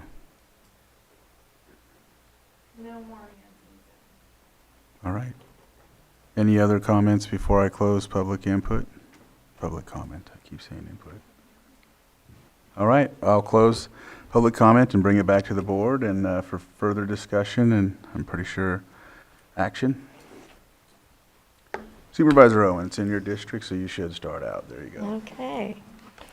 All right. Early on, back when I was campaigning, and then several times since I've been sitting up here, I have met with the project managers at the Gwinnett Valley. And So I'm going to kind of go over an overview of what our concerns were and how they were handled. I know that there's people watching on Zoom, and I want to get to those issues that we have had. So the number one was the water well on Butts Canyon Road. The water well on Butts Canyon Road, where in the EIR it states building a water pipeline from there to Dieter Lake. So I'm going to come back to that one. I'm going to move on to fire mitigation. With the fire mitigation and the emergency access was a huge issue as well, although the water took precedent over everything. After visiting with Gwinnett out there on site and looking at their availability and bringing our sheriff on board out there as well as CAL FIRE and looking at what they have in place, and that I really think that it's not as big of issue as we originally thought. What I was worried about hugely was the infrastructure to get people out of the area. And that is our responsibility to make sure that we can evacuate people. And with the infrastructure not being in place, and looking back at the Valley Fire, where they were backed up throughout Hidden Valley and could not even make it to Highway 29, it was a huge concern for me. So when I went out and looked at what they're building and the shelter in place, I had asked our fire departments, our sheriff, prior to that, both our sheriff and the fire departments, as well as going to CSAC and asking state-level fire departments. They all seemed to be opposed to sheltering in place. They just wanted to get people out of the areas for the safety. After everybody went out and looked at the project and how it's being set up with the fire resiliency and the green belts, I think everybody felt better about it. I've talked to both the CAL FIRE representatives as well as our local sheriff, Mr. Bingham, and they're all feeling really comfortable with that particular aspect, which made me feel better. I'm not an expert in those areas, so I needed to turn to the experts to find out if it was good, and I'm feeling much, much better about it. As a matter of fact, they have been kind enough to let me know that because of the Grange Road entrance coming out onto 29, right near within a mile of the roundabout, they had said, you know what, if Highway 29's bogged down, you can shovel people to us for sheltering in place. We will take you in. So that made me feel good about the project, and that we're not going to be further congesting an already bad problem. So that has been solved in my mind. The seaplanes coming in and out, there was some people out on Big Canyon that had some concerns about that. They have reduced their hours of operation from 7 to 7 to, I believe, 8 to whatever it is. 8 to what? 8 to 8, okay. So they've moved them, they've adjusted their hours so that they weren't waking people up and doing, hopefully during dinner. And then the fly patterns, we looked at the flight patterns for them taking off, flying out of Dieter Lake. And it doesn't look like they're really going to affect the houses where I was visiting people. So it looks like that they're going to be further west before they're turning, so that was an issue that was brought before me. The prime agriculture, looking at that issue, some of the portions of the prime agriculture that looked like it was going to be a loss really is not a loss. The footprint of the house is much smaller, and they were taking in a larger portion of that, the whole acreage, but much of that will still be planted in vineyards. So they've agreed to develop other prime agriculture lands to protect our agriculture interest here in Lake County, which is huge. I mean, I'm all about agriculture. So that was awesome. One of the other issues I brought up early on during my campaigning was buying locally and hiring locally. And it looks like that they're all about that. and with a tune of about 2,688 jobs in the next decade per year. So that's hugely beneficial. The housing and, let me go back to tourism. Let me hit on tourism and the tourism. Lake County for many, many years was a tourist community. We have the Napa Valley's kind of taken that over a little bit. I'd like to kind of grab some of that back. And I think that these kind of projects here could be beneficial to a lot of people in the area and help our business people that are here in Lake County. The housing in Middletown, housing project in Middletown, I'm going to hit that and then jump back to the water. The housing project in Middletown, looking at the maps, it's not really out of, in my opinion, it's not really out of the norm, as there is the R2s sprinkled around in the area and even some R3s. The fact that it's located close to the school, it's also kind of hidden off of, it's on Santa Clara, but it's kind of hidden one block back. So it's not, I don't really feel that it's going to be a detriment. There are concerns that have been brought up to me about the number of bedrooms per house. Now, originally, when I looked at this and read the documents, I actually misread them. I was one of the people that misread it, as I seen 1,300 square feet with 5 bedrooms. I'm like, what? Okay, so that was the footprint of the house, and it was 2-story. But there was nothing like, in parentheses, 2,600 square feet. So that made me feel much better. I do know that looking at the average household in Lake County is something like 2.3 per house. They will be bringing forward a team and letting people kind of have input on what will be going in that area. I'm not opposed. I don't feel that it's going to be a detriment to have a section of that rezoned to an R2. And with it being close to the schools, having a pool, all the amenities that they're going to be having, I think it's a great opportunity. Coming back to the well, that was my line in the dirt, Middletown Water. They had purchased, I think it's 35 acres there across from the cemetery, and in their EIR, it states that they were going to be able to pump the water from there out to Dieter Lake. Now, question being, it showed the pipeline going around to the back of Dieter Lake. So I got Todd Flora involved with the Calliope Water District, and to my knowledge, I believe that there is a contract that is giving them the opportunity to drill a well and provide water if they need it. It's looking, though, like they have found enough water on site and within the perimeter of their own ranch that they probably are not going to need that water. However, I do have one little concern with, I think it's Mr. Randy, the attorney, making the statement that it's a non-binding. So the fact that it was just stated that it's a non-binding contract, I would like to make this a condition, because I was feeling much better about the contracts until the non-binding word was brought up a few minutes ago. So I would like to make sure that that is a condition of the approval. It's my responsibility to protect the people of Middletown, and I know that there's people in Middletown right now that are needing water, that are south of Middletown, that have to haul water, and eventually we would like to have them hooked up to our system.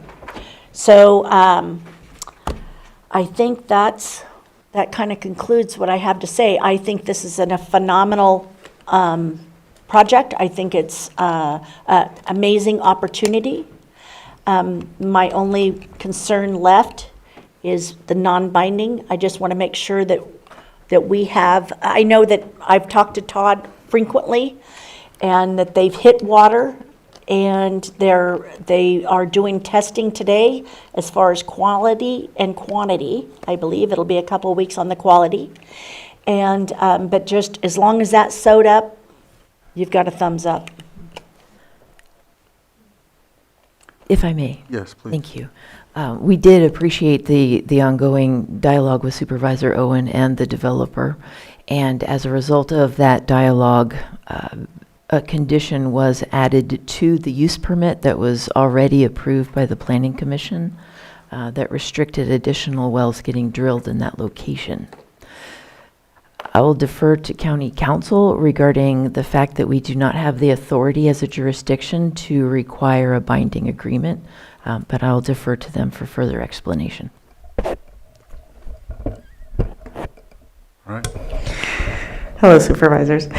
There was a condition that was added to the use permit, which restricts the number of wells that the applicant can drill to 1, and also conditions it on whether or not Calliope actually chooses not to drill a well. And since they are in fact testing, it sounds like they will. So that in and of itself is binding. However, the use permit was approved by the Planning Commission and was not appealed. So it is not before you today, so you are not in a position to amend it. And we don't, the county does not use its conditions, as Mireya, our Director Turner, had noted, to require third-party contracts.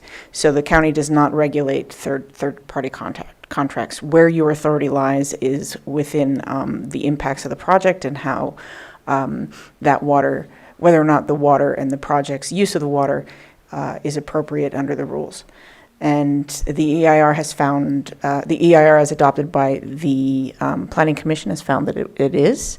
And then there, again, as stated, there is that condition attached to the use permit, which does restrict the number of wells and condition it on Calliope not drilling their own. The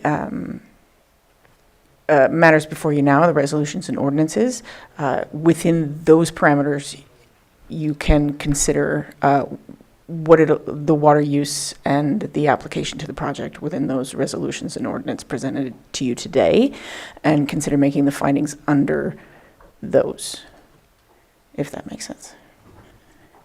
Supervisor Sabatier? I think the developer agreement is an opportunity for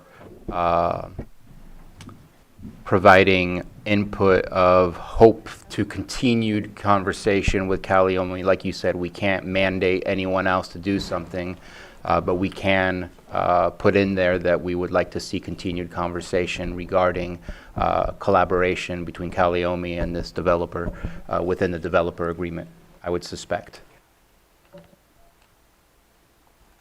You're still. Is that correct, Ms. Johnson?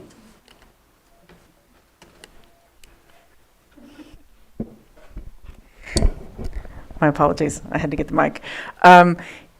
Yes, you can express a preference for working with local water districts. It can't be a condition that they enter into an agreement with the water district, however. No, it would just be some added language to that we're hopeful that that conversation continues for future water availability for the project. You could. Something along those lines. Yes, you could. And I would support such a language, and I guess I would request, if there's a consensus here, can you draft up something that we could add that would be appropriate to support that? Because I just made that up, and that's not going to work.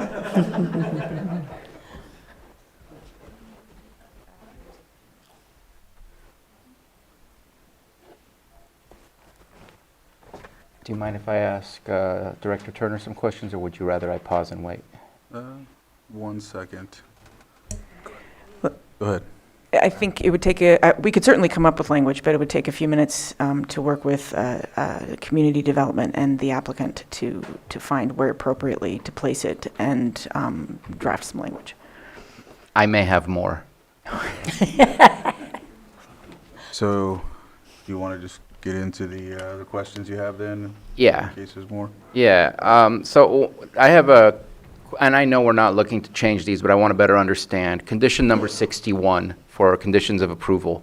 And let me read you exactly what it says on there.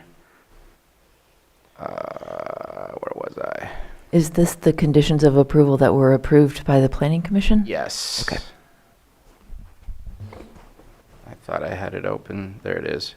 61, the entire road network within the Gwinnett Valley shall be irrevocably, messed that up, offered for dedication on the final maps as a public roadway and public utility easement. All roadways shall be named, subject to the approval of the county surveyor. The roadway and utility easements to remain private to the subdivision will be delineated on the final maps and addressed through the offers of dedications. Are all these quote-unquote public roadways going to become private, or will there still remain any public roadways within the context of the Gwinnett Valley project? Thank you. I can answer that. As part of a subdivision process, roads are offered irrevocably for public access, as well as offered for addition to the county maintained system. Historically, the board accepts the offer of dedication for public access, but denies adding them to the county maintained road system. Since it does describe both public and private roads, those will be clear on the subdivision, on the tentative subdivision maps, as far as the offer goes, typically on the front page or a cover page, separate from the actual diagrams of the maps. So you will see those at a future meeting, and any roads, I understand, will remain open for public access, since the discussion at the Planning Commission meeting did say that the public would be able to come onto the resort, use the farmers market, attend events, things like that. So I do anticipate that once the board accepts the irrevocable offer of dedication for public access, they will remain public. It's irrevocable. So then my next question, and I feel like you tried to say it, but I just want to make sure, are we responsible for the maintenance and the upkeep of those roads since they are public roads? No. Within the within the documents of the project, it does talk about the maintenance of roads being the responsibility of the residents and the CCNRs, the Property Owners Association. Okay, I appreciate that. And that leads me to the other big road, that's Butts Canyon Road. So one of the projects that has been approved a long time ago, I don't know what the developer agreement looks like, but that's with Brassfield. From my understanding, and correct me if I'm wrong, Chair Crandall, there's a per case amount that is put aside to help restore and maintain High Valley Road on every case that is sold at Brass Valley. And in order for the trucks to be able to continue to use the road, we collect some funds in order to do so. I don't see anything in here for the ongoing upkeep of Butts Canyon Road. What I see is some initial investments, but not continuous investments. And the use here, especially the developer agreement, we're looking at 35 years, which I'm wondering if that's normal for 35 or if we just decided 35, but that's aside. I'm wondering if there's a way to, because traffic is going to have to come through Butts Canyon Road in some way, shape, or form in order to get to that final destination. I would like to look into what's the possibility of matching something similar that we already have in the books. It wouldn't be something novel, to ensure that there's on a per stay fee, I guess, that's added to the hotel stay or the resort stay that goes into a coffer that's specifically tailored to be used for road maintenance on Butts Canyon Road. That is a very long road that requires a lot of asphalt or chip seal or whatever it is that we would be doing, that doesn't necessarily benefit too many community members down there. There are some, but typically we would be looking at putting pavement down where there's a large number of folks that benefit from putting it down. We've been struggling with roads, and I don't want to walk away. I would personally rather not walk away today with a developer agreement that says nothing about the future of that road, even though there's potential for thousands of people to travel every single day to get to work, let alone the people that will be staying there.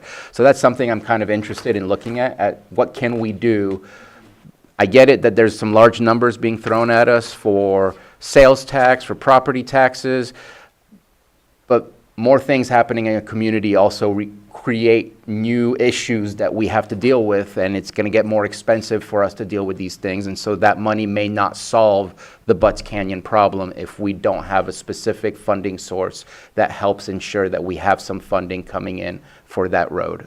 So that's something that I would really like to see. I will defer the nuts and bolts of that answer to County Council. I do know that historically, the county has had a variety of that type of use-connected impact, and they've been retracted due to unenforceability or other legal complications. I can assure the board that just as with every other development project, there are construction-related road impact fees that will also be included in this project, since it's part of every normal building permit application. But again, those are initial investments, not ongoing investments. As far as an ongoing activity-linked impact, I would defer that to County Council for further review and response. Boyd?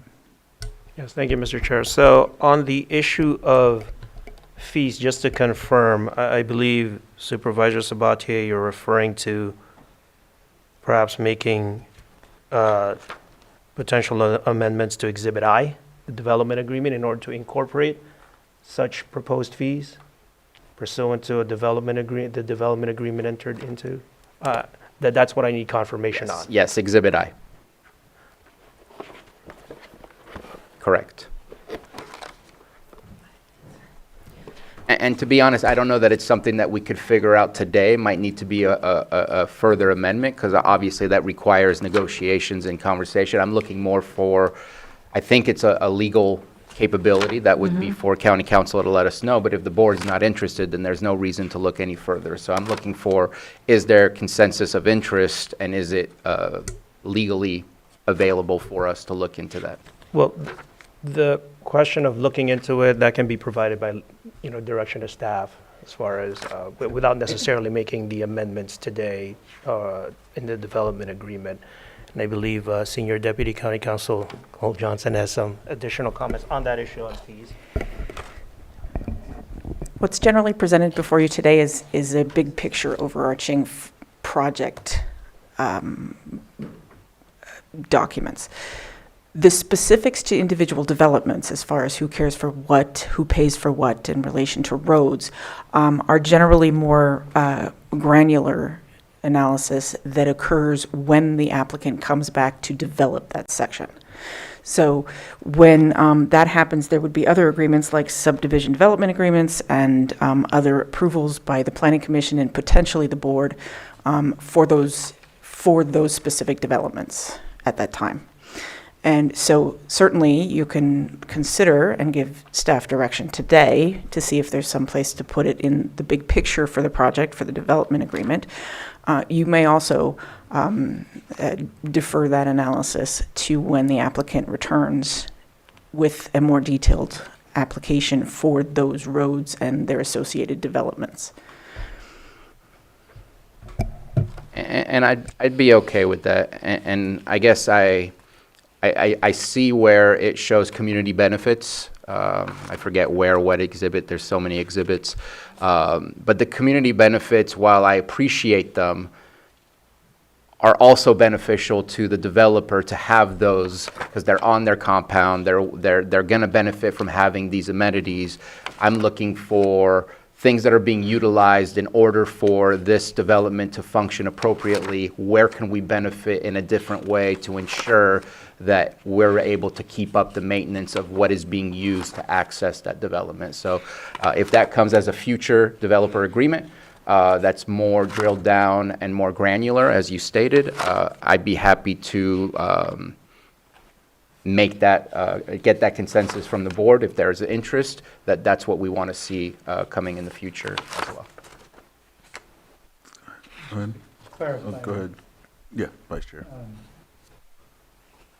Not acting on that today doesn't mean we can't act later. We still have other opportunities to consider such as Supervisor Sabatier is saying down the road when the applicants come forward. Yeah, so for recommendation number 4, which is the Exhibit I, that attached, it's the resolution attaching the developer or development agreement. Under Supervisor Sabatier's request for a consensus, as I understand it, that can still move forward, but with direction to staff, under the, as outlined by Supervisor Sabatier, to look into potential ways and come back to the board of addressing the possible fee, imposition of fees to be reflected in possible subsequent agreements, to be more granular. That's my understanding of it. If I'm incorrect with that, please feel free to do so. But essentially, that action would be done pursuant to direction of staff, and the recommendation under recommendation 4, the one that attaches Exhibit I, can still move forward, as I understand it.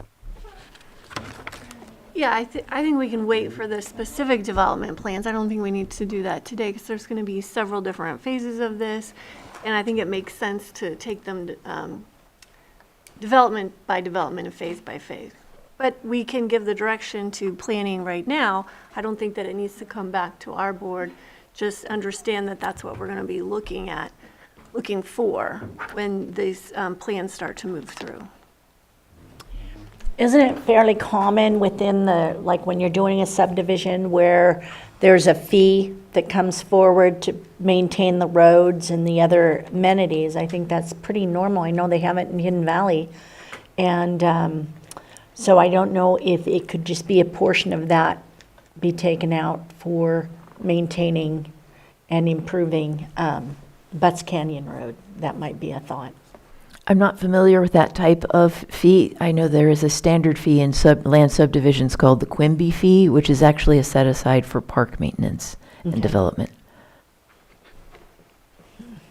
Supervisor Sabatier? I know we just talked about it, there are road impact fees. Public Works typically, whether you build a house or something else, there is an impact fee that comes along. I'm not sure that the fee that you're mentioning is a continuous, and that's what I'm looking for. And I think just consensus is good enough for me to say we are interested in having a deeper dive. It doesn't have to happen today. I just wanted to make the statement because we're kind of giving a little bit of a blessing today to move forward. But to me, there's something that I feel could be missing, and getting that consensus makes me feel more comfortable with moving forward. So there is road impact fees, I know, because when Lucerne Senior Center did some upgrades, they were imposed, yet 9th and 10th Street still remains after 30 years undone, but they are collected. Yeah. Right, but we're talking about something beyond. I know, I'm teasing. It is an ongoing fee. So that's why I like the idea. I'm in consensus with looking into that because Yeah. you can designate it like Brassfield. Yeah. I'm good with that consensus. Sorry about that. Maria, did you have anything to add? You're No, fine. duly noted. All Thank you. right. Any other comments? Yeah, I have a few. Or were you done? No, you go. I've already talked too much.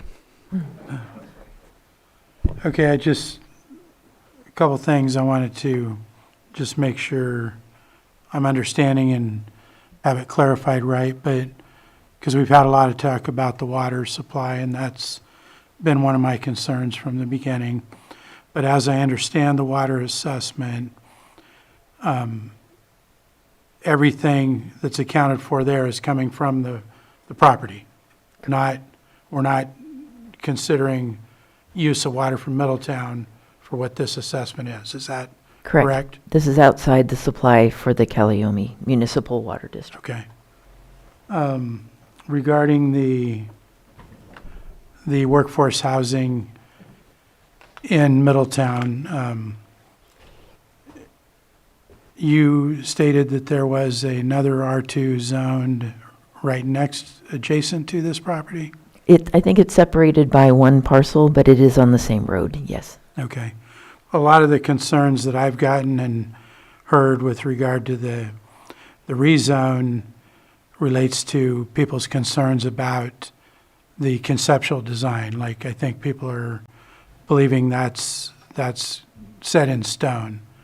But really, all we're doing today, if we approve that, is reproving the rezone of that area. The developer has told me that they are more than happy and committed to continuing to work with concerned folks in the Middletown area to discuss how this project is going to look down the road. So I think that's important. I think that still should continue to give those folks the opportunity to work with you on how the final project would look. So that's, but I really think that there's been a lot of, assumptions about that, and that's simply a concept at this point, that it could look 100% different from what's been presented in these plans.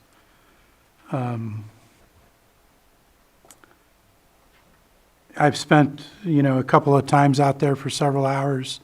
One of my other big concerns in the beginning, and even before I was on the board and monitoring this project, was the fire mitigation, fire prevention, evacuation routes.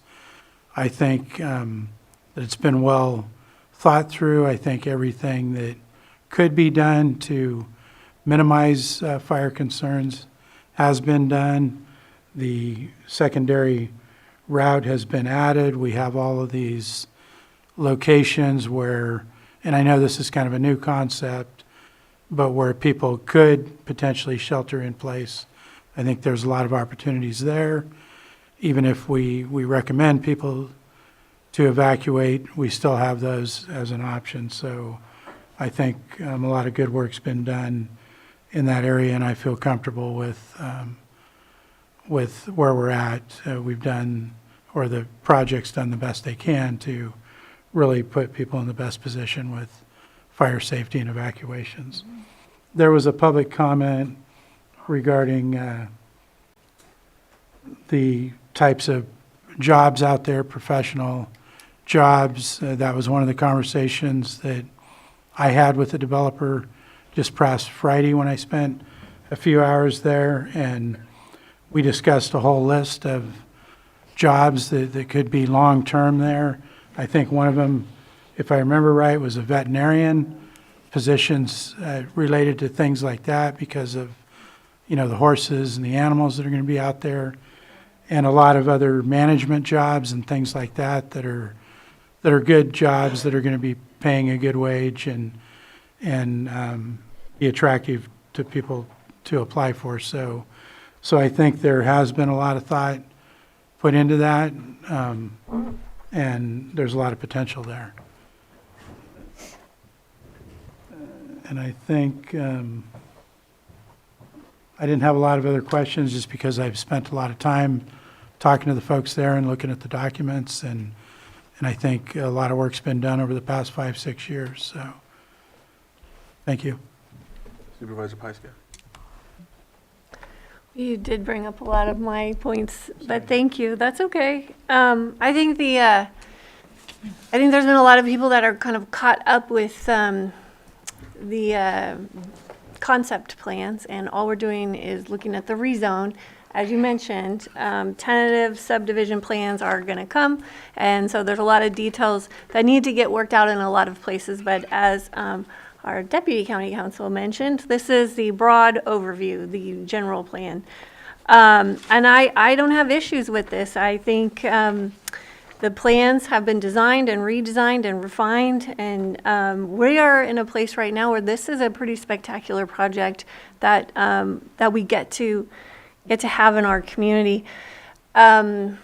I've had a lot of conversations with folks about jobs, and I know people keep thinking that these are low entry jobs and low income jobs. These are not. These are professions, and these are tracks. Currently, many of the people that live in South County commute to Napa County to work in these jobs. at the Four Seasons, at the other resorts, and on Workforce Alliance of the North Bay, where I serve, the Napa County supervisors are always asking for more and more Lake County employees to work in the resorts because nobody can afford to live in Napa. They live in our county. So I said, you can have them for a little while, but they're going to be working here, and we're going to be keeping them here. So, I mean, we have the sommelier at the Four Seasons, servers. We have all of these people that commute over the mountain every single day. And so this is going to be a great opportunity for them to live and work, along with the construction workers too. We see them leave every single day, driving hours to those job sites, and we're going to keep them here for decades. So that's really exciting. The other part I'm really excited about, because this is the world I live in, is the architecture, the IBHS standards. This is going to really be a gold standard of development. This is what it looks like to develop for mitigation. So we are really busy in the Kelseyville Riviera, rehabbing homes and bringing them up to a standard that we know the science is well documented. It's very well proven that is resistant to wildfires and is hardening that community. So when we see this as being built from the ground up, that's a great opportunity. We're doing both in our county, and I think that there's going to be a lot of lessons learned as we look at how these projects roll out together. I will say the conversations about evacuation planning and sheltering in place, these are really great examples of how we need to move forward, but I would like to see some MOUs in place with our sheriff's office so that it's not just talk, so that it's incorporated into our safety element and our evacuation planning, so that it's all understood well before we have a disaster, which we know that we are going to continue to have fires, and how we adapt is how we survive. And I think that this is a project that's really going to help us thrive. Supervisor Sabatier? Yes, thank you. Vice Chair Rasmussen reminded me, full disclosure, I've been out to the project. I went to go visit it with my planning commissioner, went there multiple times before this even went to court. So appreciate all the hospitality that you guys have given all of us to allow us to travel around in your beautiful property. Everything has already been said. This project has definitely showcased what you can do. And I have high hopes with what this can do. Just one last comment. I do want to, just my personal statement, looking at the property with the housing, how many people did you say would potentially be housed on the Santa Clara property? Director Turner? Approximately? There will be less than 50 with 4 bedrooms, so maybe 200. So my I'm looking to the applicant to nod. Yep. Okay.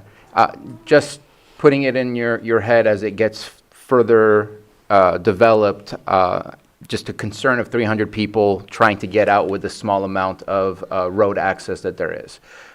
Not sure if there's a need for something else to have a third way, just in case the fire is right where the roads are. But just looking at it, it does create a slight concern to have such a heavy amount of density of folks in that area without a backdoor exit, as we just kind of created for this project down in the Gwinnett Valley area. So just wanted to put it out there as I'm looking at it. I love what it can be, but at the same time thinking of the fire safety as well for those areas. So hopefully we'll keep that in mind. Thank you. Ma'am, you were going to say something. Did you still want to comment? Are you okay? No, I was just going to verify what Maria said about the number of residents is somewhere between 200 and 250. Okay. All right. So that leaves me. So yes, I went out to the site as well and went on the tour. And it was pretty extensive. I seen the video. I know that we seen the video the first time this came, and I think it was the same one that the gentleman showed me. I think, I don't know where to start, but one of the things that I always tout, sometimes I go to DC and advocate for Lake County. And one of the things I always say, because they don't typically know where Lake County is I ask, because, in DC, all they do is drink wine, as we know. And so I say, you know where Napa is, right? And they say, yes. I says, we're right above Napa, and they take a lot of our grapes, so you really need to help us if you want to keep drinking wine. This is an extension of that, if you think about it. The area, like you said, people travel out to work, out of in Napa County and all of that, or in Sonoma or wherever. This will keep some of them there here locally. The other thing I think about is what Nancy had mentioned about the pipeline of kids and not having a place to stay. They leave. There's so many people I could think of. There's one of my high school friends that's in a different county that ran for sheriff. There's another friend of mine who in the biochar project always calls in from Hawaii and does all this work looking into all these different things. And I'm like, wow, if you could do that here in Lake County, that'd be great, It just provides a stopgap for people before they decide to just leave, right? So I just think about that. I think about the kids in general, like they want to go off and go to Santa Rosa, or they want to go to Sacramento or LA. Having an opportunity for people to stay. I know that another thing they talked about was the pipeline for kids to actually work locally at the site, an intern, whether it be interns through school or interns through college. That's another aspect that I liked that was mentioned as well. So for me, I think it's a good project. I think it's going to help. The other thing I thought about was the fact that it is going to bring in these tax dollars. It's going to bring in revenue. This helps the whole county in general. I know I think about my district all the time, and I just it would be nice to eventually have one of these, but it can't happen without this happening first. So there's always opportunities for us to have projects like this, but they get stopped, and they get stopped because of whatever reason, whether it be fire, whether it be NIMBY, whether it be whatever. But, it gets frustrating because we can't improve our county without these things moving forward. But what I do like is we're having these in-depth conversations. We're talking about how we can mitigate some of these issues when it comes to fire, or when it comes to the homes and traveling out if there is a fire, things like that. That's how we get it done. I know that there was another project in the same area before. I don't know where it's at still. I know it's come here, Valley Oaks, but I know that's been on hold for specific reasons or whatever the case may be. But having these discussions in depth and trying to get to a point where we can get things moving, we talk, when you talk about the TID, they're promoting Lake County because of either hospitality or for tourism. Tourism's the biggest thing. We tout the number one bass fishing lake, whether I'm not good at fishing, but it brings people here, right?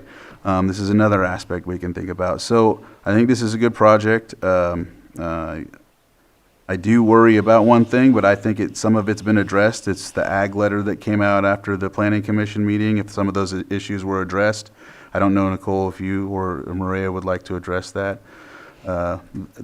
Or not the ag letter, I'm sorry, the Attorney General letter. Sorry, I wrote AG, yeah, so my bad. Long Thank day. you. The Attorney General representative did contact my office to say that they were sending that letter just to make sure that all of the terms with the settlement agreement between the Attorney General and the applicant had been clearly and specifically delineated or covered in the project. So it added to a little bit of wordsmithing, but that's all. Thank you. Essentially, the Attorney General's settlement was between the applicant and the Attorney General's office. The county was not a party to that. So it was the applicant who was agreeing to changes to their project that they would make prior to resubmission. And then the county would analyze the project as resubmitted. And the AG's office was, in that letter, they included the county because probably two reasons. One is a courtesy, and probably also because the county was a party to the overall case, and still is. And so, but it wasn't technically speaking a letter to your board or the planning commission because those two bodies did not draft the project. So it was just a matter of clarification and making sure that working with the applicant to make sure that the project presented did in fact include those changes and was clear on what those changes were. Awesome. Thank you for answering that and helping me out. With that, I don't have anything else. Anybody else have a comment from the board, or we can go from there? You want me to go ahead and make the... If I may just remind the board, there are 3 of the sample motions where we should add the as amended. And I'm happy to walk you through that. It's for motion number 1, number 3, and number 6. As amended. And as a good place to add that is when you get to the listing of the exhibit in parentheses, that's a good comma pause point to add as amended. Okay. I usually don't talk this long, but we'll get after it. What happens? Okay, I move. Oh, 1 second. Here's Lloyd. So if your board, and just to add to Director Turner's statement just now, there are a couple of other items under the list of recommendations that would also need to be as amended. And for further clarification, because at least the first three items deal with ordinances. Typically, that's a two-part, that typically involves 2 motions, because the first motion being the first reading, and then the second motion being scheduling it at the next regularly scheduled board meeting for a second reading. So if your board wishes, Mr. Chair, I could walk through the language of those. It is my understanding that the only ordinance that requires a second reading is that first one. The other 2 are rezone map ordinances, and there is no specification in our county code that they require a second reading. So we have worded it differently for the sample motion number 1, which does require advancing to the next available agenda, versus the other 2 that have ordinances. However, I defer to county council however you want to do it. Yes, Mr. Chair, if I may have a moment, just a few minutes, Director Turner. Yes. Thank you. We'll take a 5-minute break. Perfect. Okay. Got quiet all of a sudden. All right, we are back from our break, and it looks like we're going to come back to order so that we can conduct action. Okay, I would like to make a motion, and I think Did you want to? I was going to ask, Yeah, there you go. I was going to ask Mr.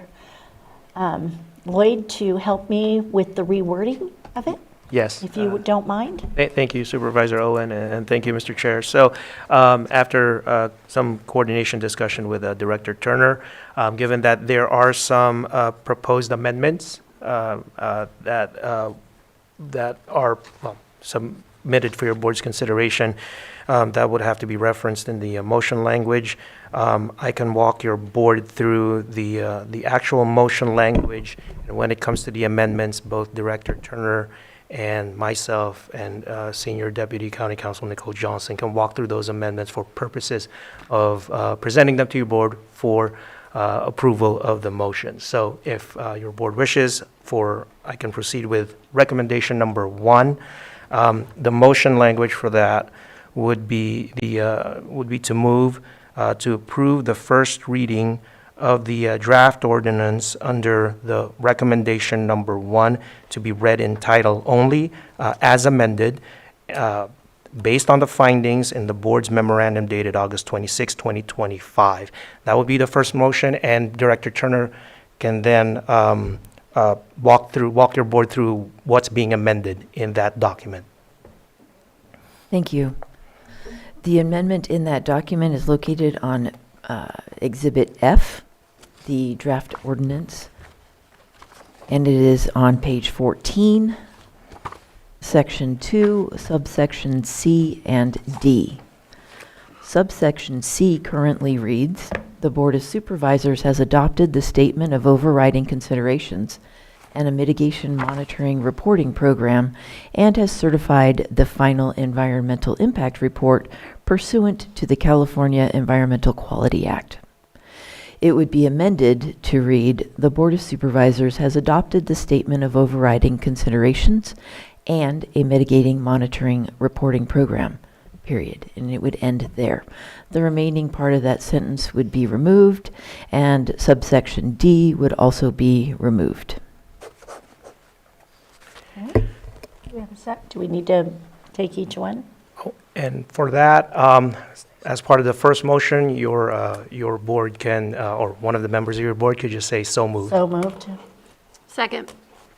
So I have a motion and a second. All in favor? Aye. Any opposed? Motion carries 5-0. And at this point, with this being the ordinance, the clerk of the board could read the title of the ordinance. All right, it's an ordinance establishing regulations and development standards for the Gwinnett Valley Zoning District, or GVD District. All right. Then we're still in recommendation number 1. The second motion for that recommendation would be to move to approve that the draft ordinance be advanced to the next Board of Supervisors meeting for consideration and possible adoption. Is that to be September 9th? And that would be September 9th, 2025. So moved. Second. I have a motion and a second. All in favor? Aye. Any opposed? Motion carries 5-0. Right. For recommendation number 2, the first motion under that recommendation would be to move to approve the first reading of the ordinance to be read in title only, as amended, based on the findings in the board memorandum dated August 26, 2025, and the amendments to that. You don't have any, right? Okay. The amendments to that would be on Exhibit G, both on the title and on the on Section 1. There is a blank portion in reference to the zoning map number. It references zoning map number 3.7B1 point blank. The blank should be filled in with the number 408 in both the title and under Section 1. That would be the amendment. And that would be the motion, so your board can, or member of your board can just say so moved. So moved. Second. I have a motion and a second. All in favor? Aye. Any opposed? Motion carries 5-0. And as the second motion for that recommendation, that would be a motion to approve that the draft ordinance be advanced to the next Board of Supervisors meeting. That would be September 9, 2025, for consideration and possible adoption. So moved. Second. I have a motion and a second. All in favor? Aye. Any opposed? Motion carries 5-0. Oh, I'm sorry. Yes, as part of the first part of the motion, I apologize for that.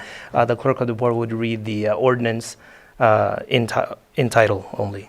All right, an ordinance amending section 21-3.7 of chapter 21 of the ordinance code of the County of Lake by adopting a sectional district zoning map number 3.7B 1.408, rezoning the lands for the Gwinnett Valley Mixed-Use Plan Development Project. All right. So moved. So I think we're good on that. And that would be it. Oh, okay. It was I'm already sorry. moved in.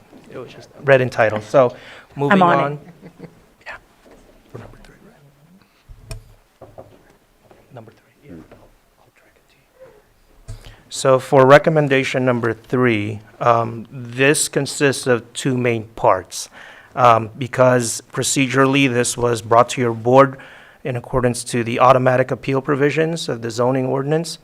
The first recommended motion to your board would be to grant the appeal based on the findings of the board found in the board memorandum dated August 26, 2025, and also based specifically on the findings made on pages 38 through 39 of the July 24, 2025 staff report. That would be on the appeal issue, and that would be the motion language, recommended motion language. So moved. Second. I have a motion and a second. All in favor? Aye. Any opposed? Motion carries 5-0. So still under recommendation number 3, with the granting of the appeal. The second main part of that would be the recommended adoption of the ordinance. So the first motion to that would be to move to approve the first reading of the ordinance to be read in title only, as amended, based on the findings in the board memorandum dated August 26, 2025, as amended. And Director Turner can walk your board through the amendments proposed under this draft ordinance. Thank you. On the first page of this ordinance, Section 2 currently reads, "The Board of Supervisors has independently reviewed and considered the environmental effects of the rezone as set forth in the final EIR that was prepared for this project, and has independently reviewed and evaluated the CEQA findings of fact and statement of overriding considerations referenced herein." The amendment is to remove the words independently reviewed and. It will read as follows. The Board of Supervisors has independently reviewed and considered the environmental effects of the rezone as set forth in the final EIR that was prepared for this project, and has evaluated the CEQA findings of fact and statement of overriding considerations referenced herein. And for your board's consideration, staff also has an additional amendment, again referencing to the blank portions of under the title, and also the on section 1, referencing the map, zoning map number 3.7B1. The blank portion should be filled in with the number 409, both on the title and also on section 1. That would be part of the amendment as well. So moved. Hold on just one second. Typically, that takes place after adoption. It's a number that's assigned by the clerk of the board's office. Okay. Awesome. We're ahead of the Because it was verbally stated, and I apologize for doing this, but you repeated the exact same section 2 twice. We are removing independently reviewed and it's just going to be the Board of Supervisors considered the environmental effects of the rezone as set forth, correct? I did not mean to be obtuse. The words independently reviewed and are actually repeated twice in the statement. It will be the removal of the second writing of independently reviewed and. Okay, I don't So see. it's on I line don't see it 21 twice. versus line 19. Line 19 will remain as is. Line 21 will be amended. That's strange. Mine does not show that, but thank you. I apologize. Right. Okay, so moved. Second. I have a motion and a second. All in favor? Aye. Aye. Any opposed? Motion carries 5-0. All right. It's an ordinance amending section 21-3.7 of chapter 21 of the ordinance code of the County of Lake by adopting a sectional district zoning map number 3.7B 4.409.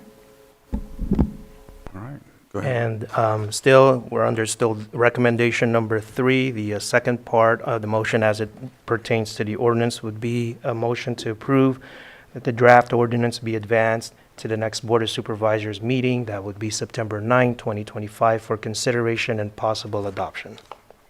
So moved.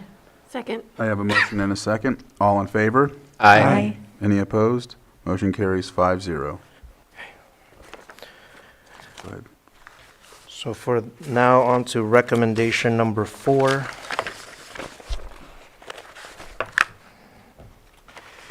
That one. Okay, got it.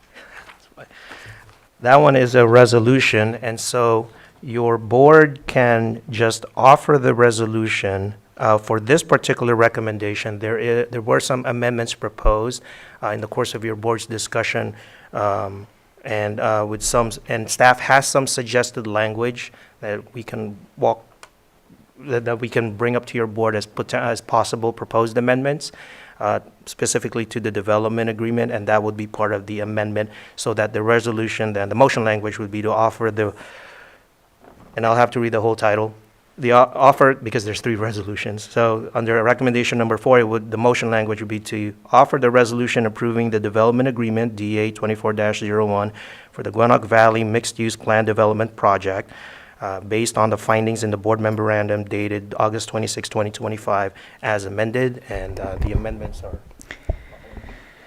This amendment relates to the Calliope Water District and your board's request for language to be added to the development agreement. It would be recommended that it be added to section 12 titled Certain Developer Obligations, and the language recommended is: the county encourages the developer to continue to work with the Calliope Water District regarding the district's purchase of a portion of the offsite well site and the district's operation of a well thereon pursuant to the existing term sheet between the developer and the district. And I so offer that as stated. The resolution has been offered. All right, Supervisor Owen? Aye. Supervisor Sabatier? Aye. Supervisor Rasmussen? Aye. Supervisor Pyska? Yes. And Supervisor Crandall? Aye. The resolution is passed 5-0. And then on to recommendation number 5, that is also a resolution, so the motion, or the language there, action language there would be to offer the resolution adopting an amendment to the Lake General Plan Policy LU 6.12, GPAP 24-02, for the Gwinnett Valley Mixed-Use Plan Development Project based on the findings in the board memorandum dated August 26, 2025. I offer that as stated. Resolution has been offered. All right, Supervisor Owen? Aye. Supervisor Sabatier? Aye. Supervisor Rasmussen? Aye. Supervisor Pyska? Yes. And Supervisor Crandall? Yes, that resolution passes 5-0. Then on to recommendation number 6. This is also a resolution, so the recommended action here would be to offer the resolution adopting an amendment to the Lake County General Plan and Middletown Area Plan, GPAP 24-01, for the Gwinnett Valley Mixed-Use Plan Development Project based on the findings in the board memorandum dated August 26, 2025, as amended, and Director Turner can point out those amendments for your board. Actually, I was mistaken on that one. There aren't any amendments. We're good to go. Thank you. Okay, then I offer it as stated. Okay, Supervisor Owen? Aye. Supervisor Sabatier? Aye. Supervisor Rasmussen? Aye. Supervisor Pyska? Yes. And Supervisor Crandall? Yes, resolution passes 5-0. Then on to the last recommendation, recommendation number 7, and this is also a resolution, so the recommended action here would be to offer the resolution approving the water supply assessment report for the Gwinnett Valley Mixed-Use Plan Development Project based on the findings in the board memorandum dated August 26, 2025. I offer the resolution as stated. Resolution's been offered. Supervisor Owen? Aye. Supervisor Sabatier? Aye. Supervisor Rasmussen? Aye. Supervisor Pyska? Yes. And Supervisor Crandall? Aye, resolution passes 5-0. All right, that covers all of the actions that need to be taken for this item, and it looks like we'll go ahead and close this. And thank you again for the presentation, everybody, for coming in and giving some input, discussion, and you know, following this project through and keeping your eye on the prize. Thank you again for coming and presenting as well. Thank you. All right, all right. Thank you. With that, we'll move on to our last item, and I think that if anybody wants to share their calendar, 7.1, but I think we're just going to go ahead and forego that and close and adjourn the meeting here at 4:49 p.m. Thank you, everyone.